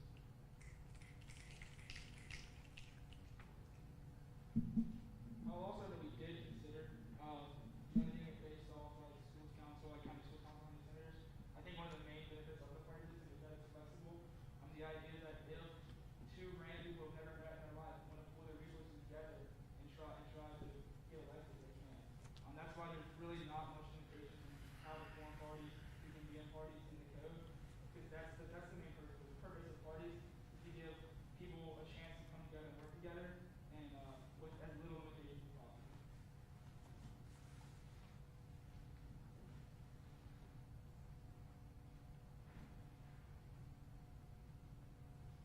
Okay, so Carter CLA. I kind of have like a question. So, sorry, I'm kind of like word it correctly. I don't want to like, kind of confused right now. So, basically, we're saying that, like for CLA, for example, we have 6 current spots you can run. With this going in place, we would have 4 spots. So, are we gonna have like, you can have like 4 senators on that ticket, or you can have like 2, like the president, vice president, 2 senators. Like, is that what we're looking at? Okay, so I think the easiest way to say this is people can arrange their tickets with schools council and with senators in any way that they deem fit, as long as it passes the 2/3 check. Okay. And with that, I know like it's gonna end up having multiple different like tickets. Are we looking towards like, will this like deter students from voting, because it's gonna get kind of too confusing because there's so many different like one ticket could have a vice president, 3 senators, and one ticket could have 2 vice presidents, 1 vice president, president, 2 senators, one could be all senators. Like, I could just see that becoming kind of confusing to students. Like, I completely supported this bill. Like, we need to address this issue, but looking at the student perspective, it can get kind of confusing. Well, doesn't when Well, yeah. So, if I believe I'm correct, the voting is actually in different parts. So it's like you vote for senators altogether, and then you vote for schools council. So they're already separated when you vote. There's also part of the reason, part of the benefits of that is yes, it would be confusing. If I go out and I say I want to vote for only engineers, then it might be a little more confusing. I don't think so, because it just puts it next to their name. So you're already separated, like here's your senators, then you vote for school council president, then you vote for school council vice president. So all I have to do is look for the engineers next to their name. I also do see that as a potential benefit, so that way people aren't just voting just off party. So like if I know Riley and he's an engineer, I have no obligation to vote for everyone that's running with them. But right now in the current system, people think they do. So I don't see it being more confusing, but in a way, if it was, it might help kind of break the mold of like, I'm voting for people I don't know because they know Riley. And not to call it Riley or anybody, but that's just, you know what I'm saying? So I don't think it's a problem, but if it was, it might actually be a benefit. And in addition, in the current system, people could still have 2 tickets and have them go, you know, however they wanted, with whoever they wanted on their ticket, be it schools council or senators. The difference is that there were never multiple tickets, because the smaller ticket always lost and the established ticket always won. And so, you know, there's just going to be a difference in like smaller ticket sizes, but people still could have set it up that way, you know, and it still would have been confusing if multiple groups had chosen to run. They just never did because they knew they'd lose.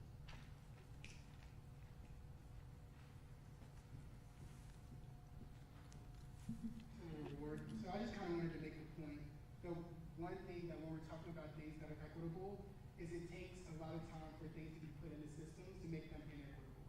So it's going to take just the amount of time and dedication to make them equitable again, if that makes sense. So like with all these things, like Molly's team has done a lot of work and a lot of research, but like Cole said, like we should still focus on the big problem and understand that we're putting all those things in the forefront, but we also can't expect for them to make one overarching bill to answer every single question because 85 questions have already been put into place. And kind of based on like what we just talked about, how difficult it is for voters to understand, I bet that if I asked y'all to truly give me the explanation of why last year we ranked the presidents in voting, y'all can explain that to me. And so how are we going to expect other people to explain it to us or understand what they're doing when they're voting for if we're not making sure that people are communicated with what we're doing? And so the only way that this is going to make sense and work is if we're saying, hey guys, this is what a ticket is, this is how a ticket works, this is who you can vote for, this is who you can't vote for. It's going to take a lot of research because we're asking people to buy into something and we're not really showing them what product they're supposed to be buying into. So at least make sure that we're being equitable, not only in our research like Molly's team has extremely done, and they've done such good work, but also making sure that we're being equitable when we're presenting this to our constituents and to people to vote.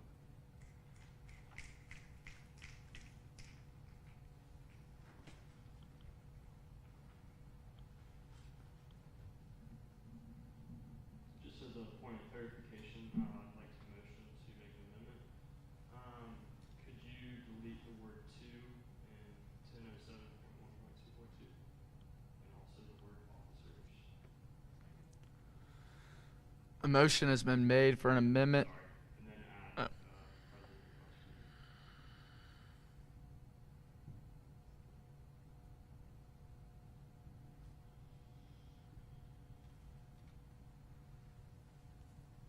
That's all.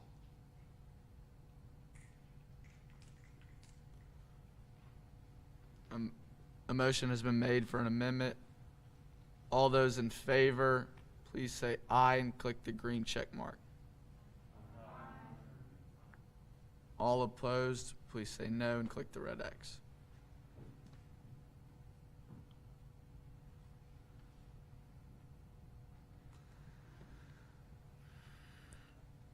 Waiting on 3 more.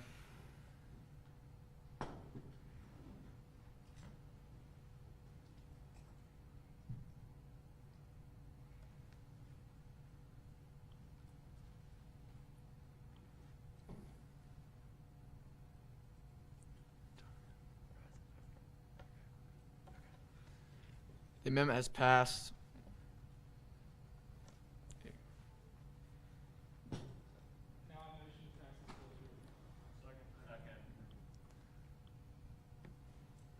So, Second. seeing no more debate, we'll move into a vote to pass this bill as written. All those in favor of passing the bill as written, please say aye and click the green check mark. All opposed, please say no and click the red X.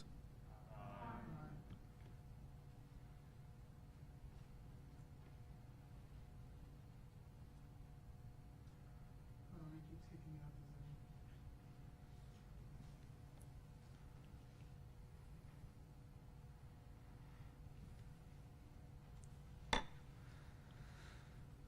Zoom. The bill has passed. The ayes have it.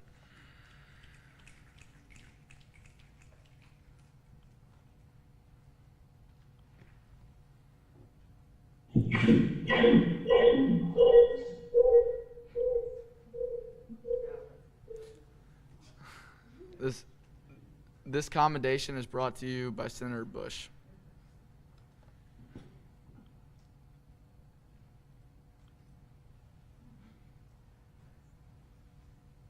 Bush, Cassie, and it's time again to revisit this commendation for the exemplary service that the Eagles and Wings program has brought to our university.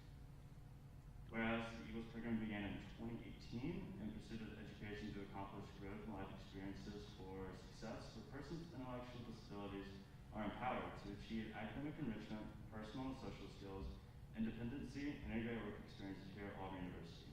And whereas Eagles is a certified comprehensive transition program under the United States Department of Education as of the 2008 Higher Education Opportunity Act, the first post-secondary program for students with intellectual disabilities in Alabama to receive this designation. And whereas Auburn joins a select few institutions to receive the CTP certification, including but not limited to Clemson, Georgia Tech, and Vanderbilt. And whereas on the strict advising curriculum structure to receive such certification, 50% of program students' time must be spent with students outside the program.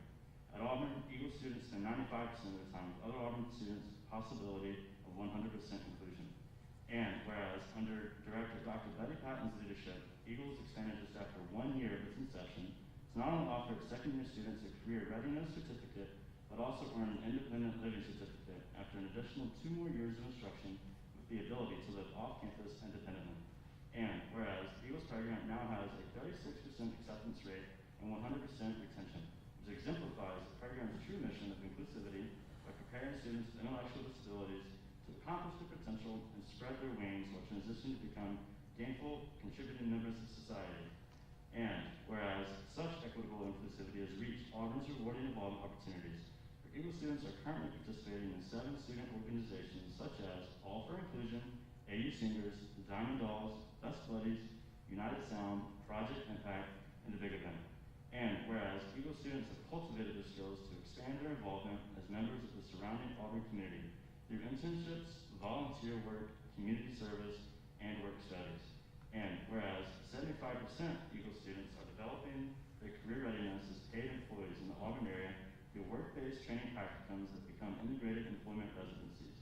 Moreover, 2 Eagle students, Kyle Moorberger and Quinn Thomas, are even training to become Special Olympics track and field coaches. And whereas under Eagles program liaison and Penland service, the Eagles program was furthermore expanded to include Pan-Atlantic involvement, enabling Eagles students more on-campus connections, activities, and accomplishments through events such as, but not limited to, sorority chapters, sisterhood events, and parents' weekends. And whereas of the 6 women's Eagles students, all are participating in this year's inaugural Eagles Pan-Atlantic recruitment. And whereas the Eagles Pan-Atlantic recruitment has garnered increasing outreach from sisters within Auburn's Pan-Atlantic chapters, expressing interest and desirability to become warm-hearted individuals and attain great success, otherwise known as Wings Mentors to the Eagles students. And whereas under instruction coordinator Dr. Jessica Milton's leadership, the Wings program serves Eagles students by facilitating opportunities and connections to peers, events, and activities of interest. And whereas Wings Mentors reside with first and second year Eagle students in support of fostering their independent living skills, providing daily interaction for the development of social skills, and participating in activities and events with the Eagle students in and around Auburn. And whereas a current Eagle student, Josh Reiner, is becoming a Wings Mentor himself, who all he's been taught by the way of the outstanding commitment the Eagles program provides to its students.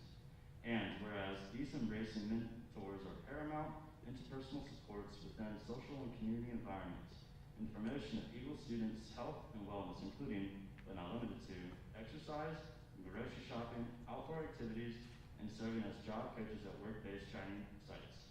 Therefore, we, the Student Senate, would like to congratulate the Eagles and Wings programs for equipping students with intellectual disabilities at Auburn University with the tools for lasting success through an immersive college experience that promotes self-discovery while accomplishing the program's goals of academic enrichment, personal and social skills, independency, and integrated work experiences.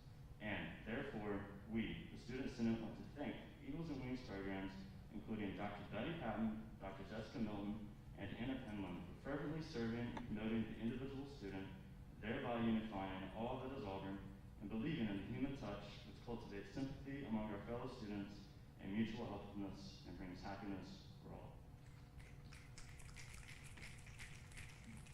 Thank you. And I'd like to make a motion for the following amendments to this commendation. The first, we add or CC Anna Penland. Second, is that how that works? Oh, my bad.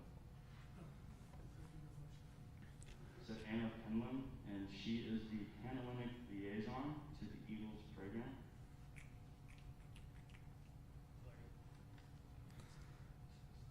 motion has been made for an amendment. Okay, we'll vote on the first one first. Sorry. In the 11th, whereas. Right, we're gonna vote on the First Amendment first. Apologies. A motion has been made for an amendment. All those in favor of proposed amendment, please say aye and click the green check mark. Is the H in Panhellenic supposed to be capitalized?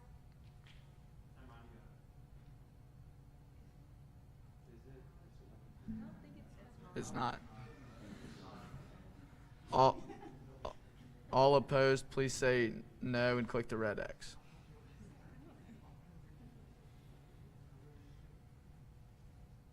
Please continue to click the green check mark or red X.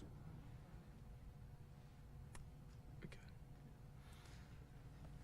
The amendment is passed. I'd like to make another motion for a second amendment in the 11th whereas regarding the handling recruitment. And will you change all are participating to all have participated?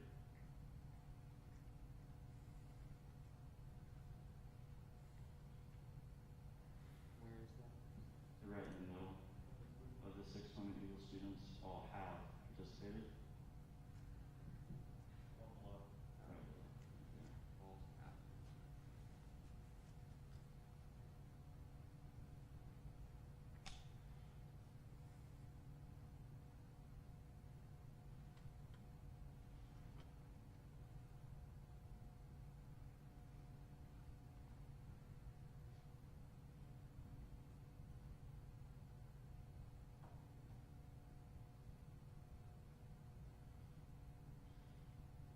And at the end of that sentence after recruitment, will you add thenceforth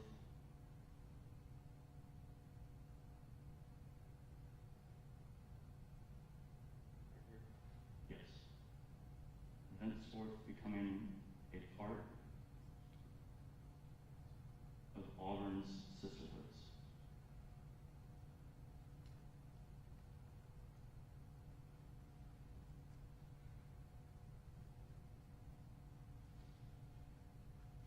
Is there a motion? Motion to pass this.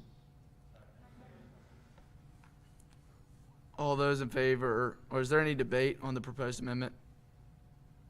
All those in favor of passing the proposed amendment as presented, please say aye and click the green check mark. Aye. All opposed, please say no and click the red X.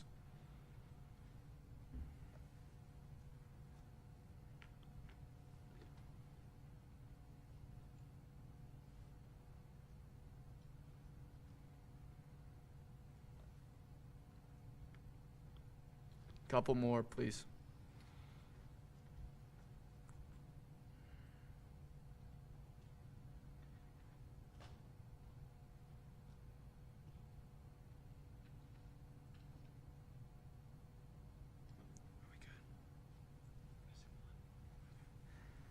The ayes have it and the bill is passed.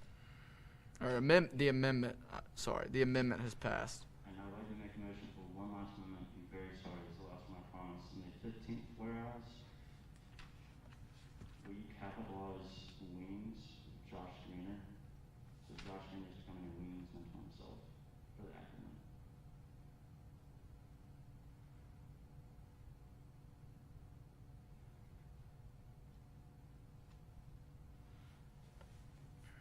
Motion to pass this amendment. Second. Is there any debate? All those in favor of passing the proposed amendment, please say aye and click the green check mark. Aye. All opposed, please say no and click the red X.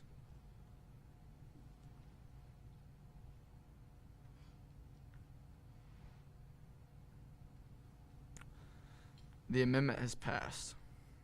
Okay, then I'll make the motion for this commendation to be passed as it is written. A motion has been made to pass the commendation as written. Is there any debate? Seeing none, we'll move into a vote. All those in favor, please say aye and click the green check mark. Aye. All opposed, please say no and click the red X.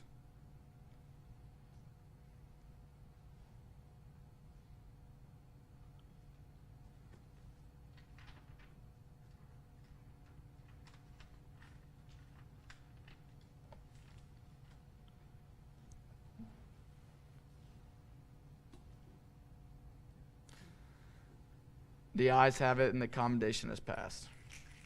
Thank you for your time. We're very honored for this. So now we'll move into future orders, starting with a bill from Senator Sullivan.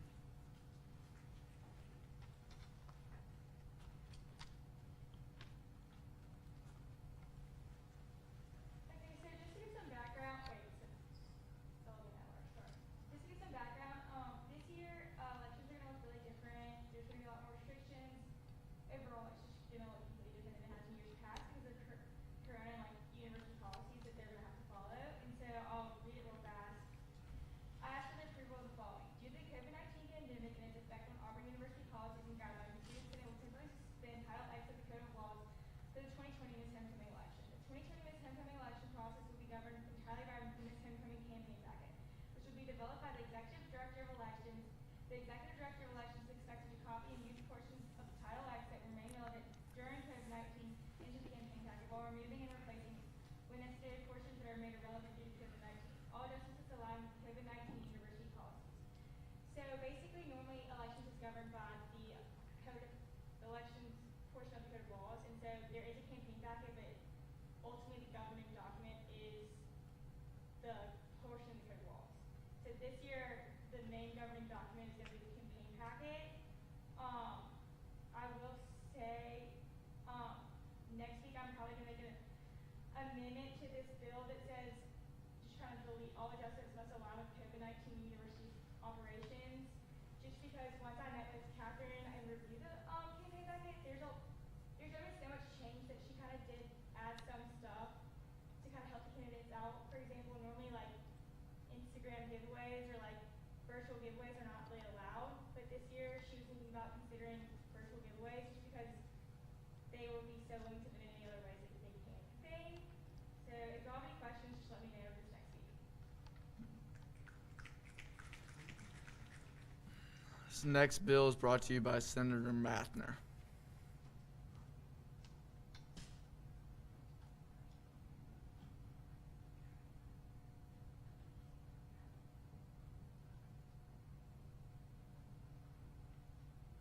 After education, so I'm not going to read this word for word, but basically this is the portion of the code that states the exact budgets for candidates during the campaign week. And as you can see, we are looking to raise the school's council to match the school senator. Seeing the conversation today, this may not be the ideal thing to change. Whenever we were going through our research and feedback, we were thinking of lowering it, but we didn't actually see any specific concrete data where students were stating that this is what had hindered them from running after submitting a declaration of intent. But we also do recognize that not everyone may be very comfortable stating their financial difficulties via a survey. And the reason that we want them to match is because that the school's council members are elected in the exact same fashion, and they're also representing the same pool of constituents that we are, and they shouldn't really be seen as any less important through that monetary value that they're being capped at right now. So moving forward, we would like to really stress that we would just want the budgets to match each other, whether that's lowering the senator's budget and maybe like meeting in the middle. We would want to maybe discuss further this week what that exact amount would be. So we really just want to focus on matching those and then possibly making an amendment next week after discussing this week what that exact amount would be. So if you have any feedback, please reach out to me. I'd love to talk more about it.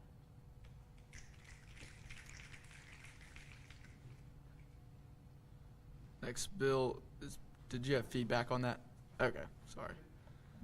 Senator Ward, so I know they were talking quickly about feedback, and I know that I didn't use my entire 175, so by a show of hands, how many people use their entire 175 budget? Okay, so a few, so maybe we can look at not making it, not raising it, but maybe lowering it for everyone. Maybe 125 is what should be as a sit-in as well, so maybe we can just one more thing to visit.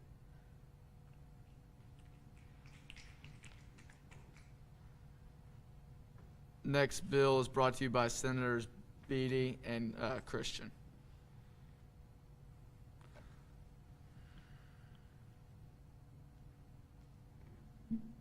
Prolong really see the room better now. Christian business. I tried to put that out there. So Will is not here in person. He's on the Zoom, so if y'all have questions for him, we'll ask him after we read. So to begin, well, first let me go and say, I'm just so excited. I remember just a couple months ago, I did not know that we would be here now. I thought that we would be virtual for all semester and maybe even next semester.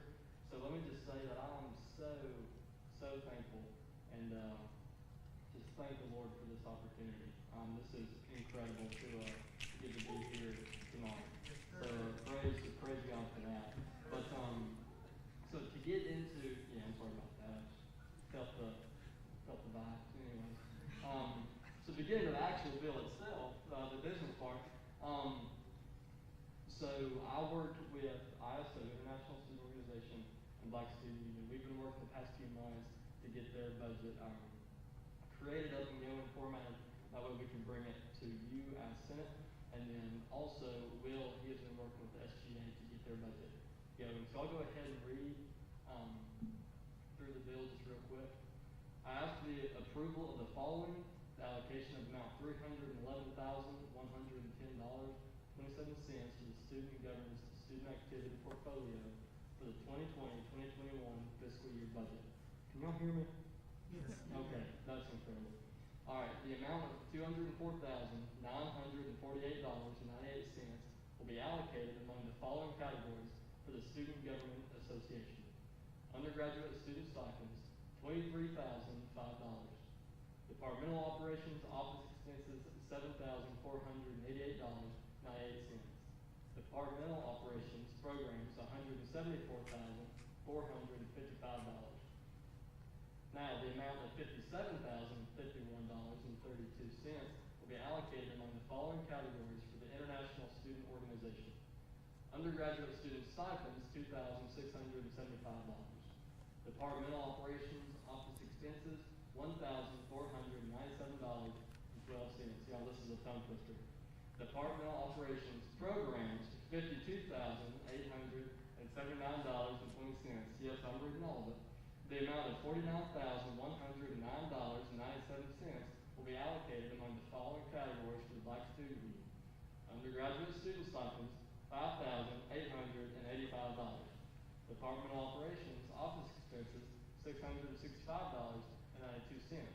Departmental operations, programs, $42,559.05. Yeah, I just read all that. We believe in accountability here in SGA, isn't that right?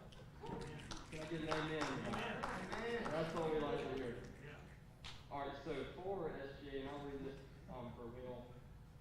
So SGA has requested a 35.5% increase for the line item academic programs. That equals out to be about $1,725. Now, at the same time, they've also requested some new line items. That's pre-K for $3,000, outreach for $6,500, and initiatives for $800. Now, at the same time, the International Student Organization has requested a 4% increase for the line item Peace Dinner Catering. And then Black Student Union, they have not requested any additional funding for this year. So if y'all have any questions about those amounts, please let us know, email us, call us, come up here right now, ask us. I love coffee. Let's go get coffee. Shameless plug, I love Ross House. Let's go to Ross House. Talk about budgets over coffee. It'll be a fun time. Is that good? Yeah, you're good. Okay, awesome. Thank you all.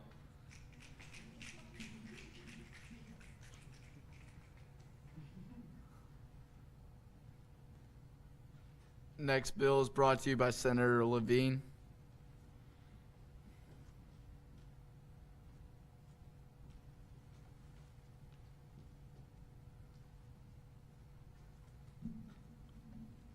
Levine Education. We've been here a while, which is a good thing, but I'm going to try and keep this as short as possible. So, my SB was student media, so we're asking for the allocation of $220,876 for the 2020-2021 fiscal year budget. That's kind of the total number, and then a quick little breakdown into the student we had skilled workers, and then student stipends. That was pretty straightforward. Departmental operations, office expenses, $31,700. That kind of goes into office supplies, office equipment, mail, and then printing and copying is kind of majority of that. And then departmental operations programs, kind of a big one, $151,136. That goes into the staff training, insurance, and legal fees.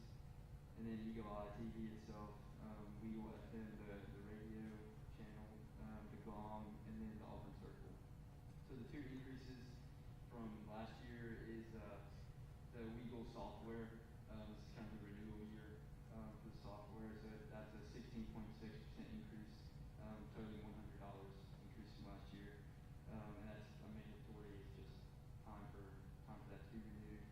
And then another increase was a 100% increase of the insurance and legal fees from last year. It's totaling $2,500. Another thing that is mandatory as well. In that this increase allows the office to pay for insurance as well as all potential legal fees for student media in the coming fiscal year. So that's kind of a brief little run through of the student media budget, and that's all I got for you.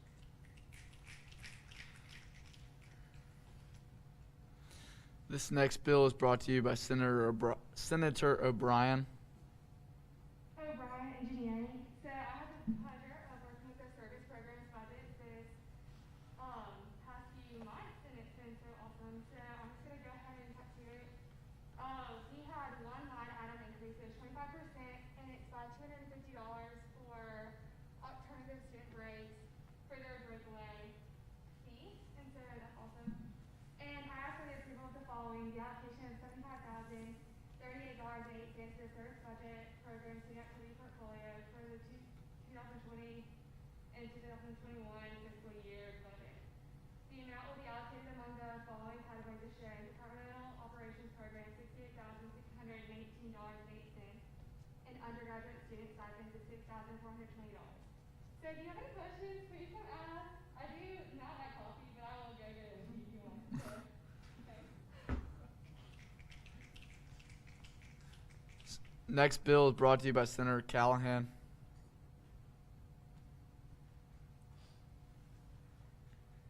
Callahan Drosdale.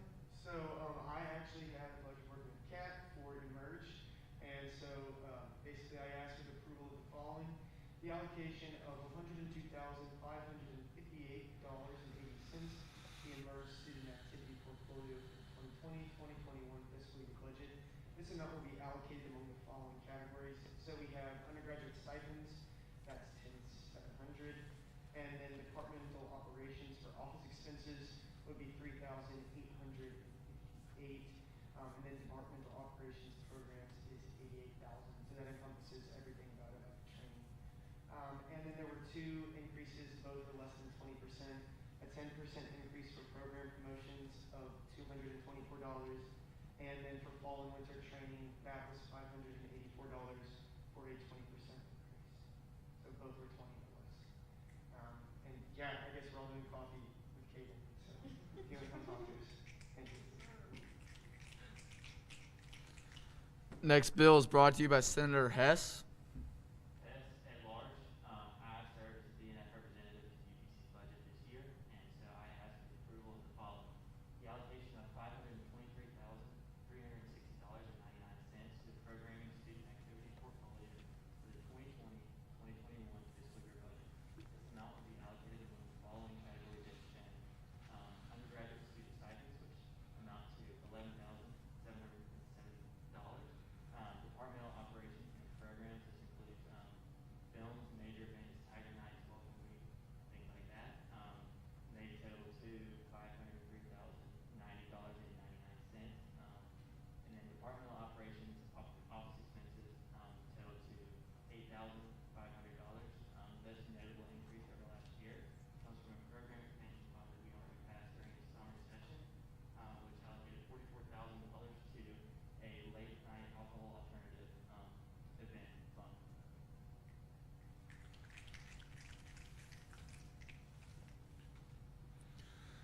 Next bill is brought to you by Senator Nobles. Nobles Nursing, $86,000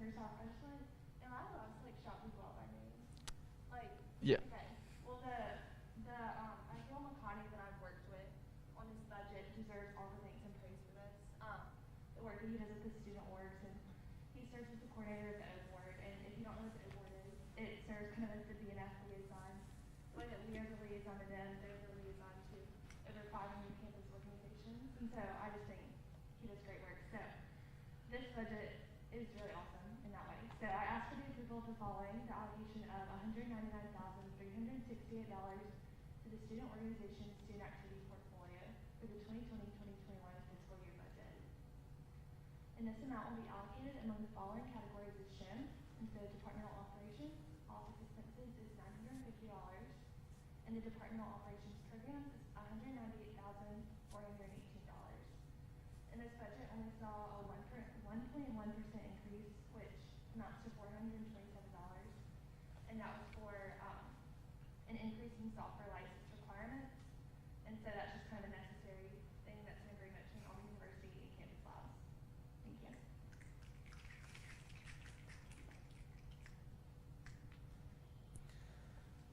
Next bill is brought to you by Senator Wagner.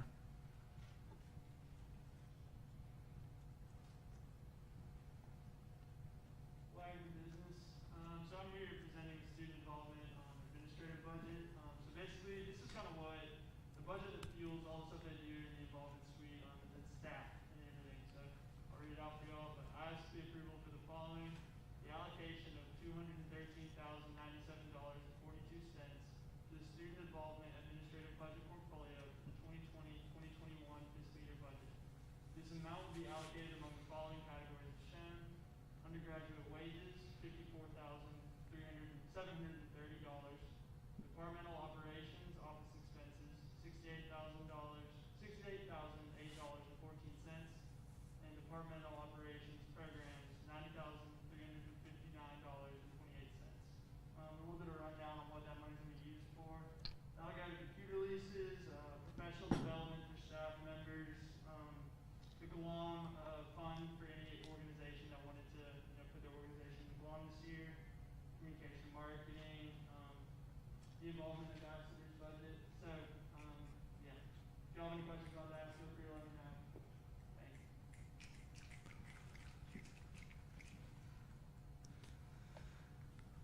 And that's it for our future orders. So now we'll move into announcements. If we want to pull the agenda back up. Oh, we said, but I think we forgot the liaison. We did. We did. I remembered it as soon as we got into current orders. So, Bailey, if you are still on the call, or Leah, either one of y'all, we'll let Leah go because she's on my Zoom first. But student veterans will go back into liaison reports. Good evening. I apologize. This is my brother.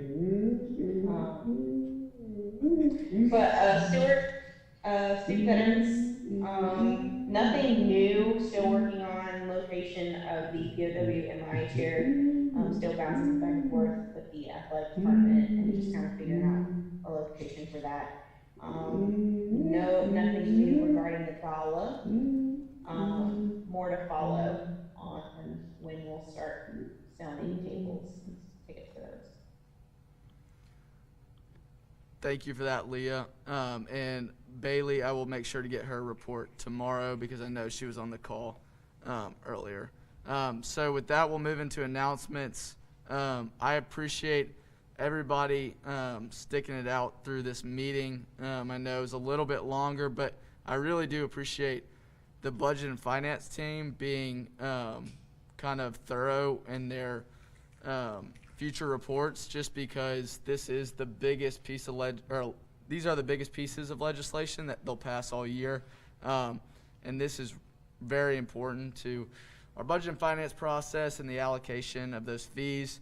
So I really appreciate that enthusiasm at the end of a long meeting, I know.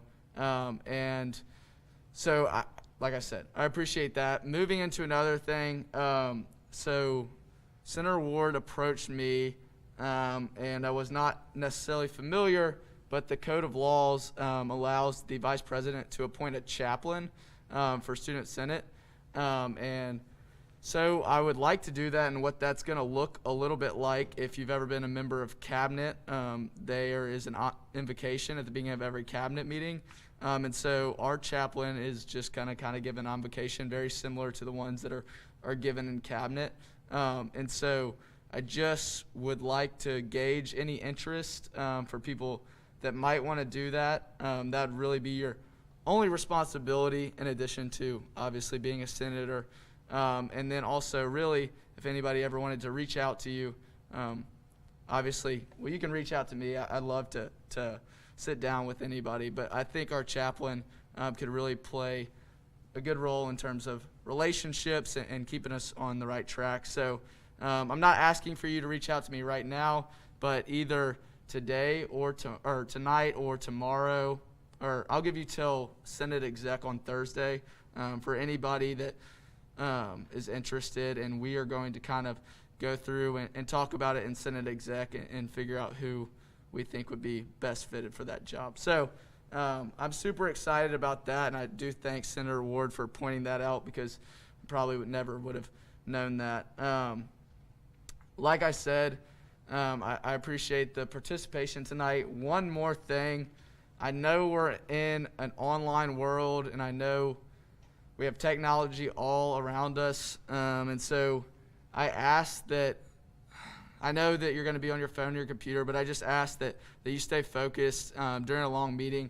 I think we're all here, and we're all doing the same thing, and I really think as long as we're staying focused, and I know we have a lot of temptations in front of us with computers and phones, but if we can maintain that focus throughout these meetings, it'll make them run a little bit more efficiently. And so I know, like I said it 4 times, but I know it's right in front of us, but just continuing to stay focused and be present during Senate meetings. But that's all I have. I'll turn it over to Pearson, and I think he gave his announcement with the 3-pointers. So Brad, or unless you have anything, I know you were on the call. If Brad doesn't, or Jamie, did you have anything? All right. Well, with that, this meeting is adjourned.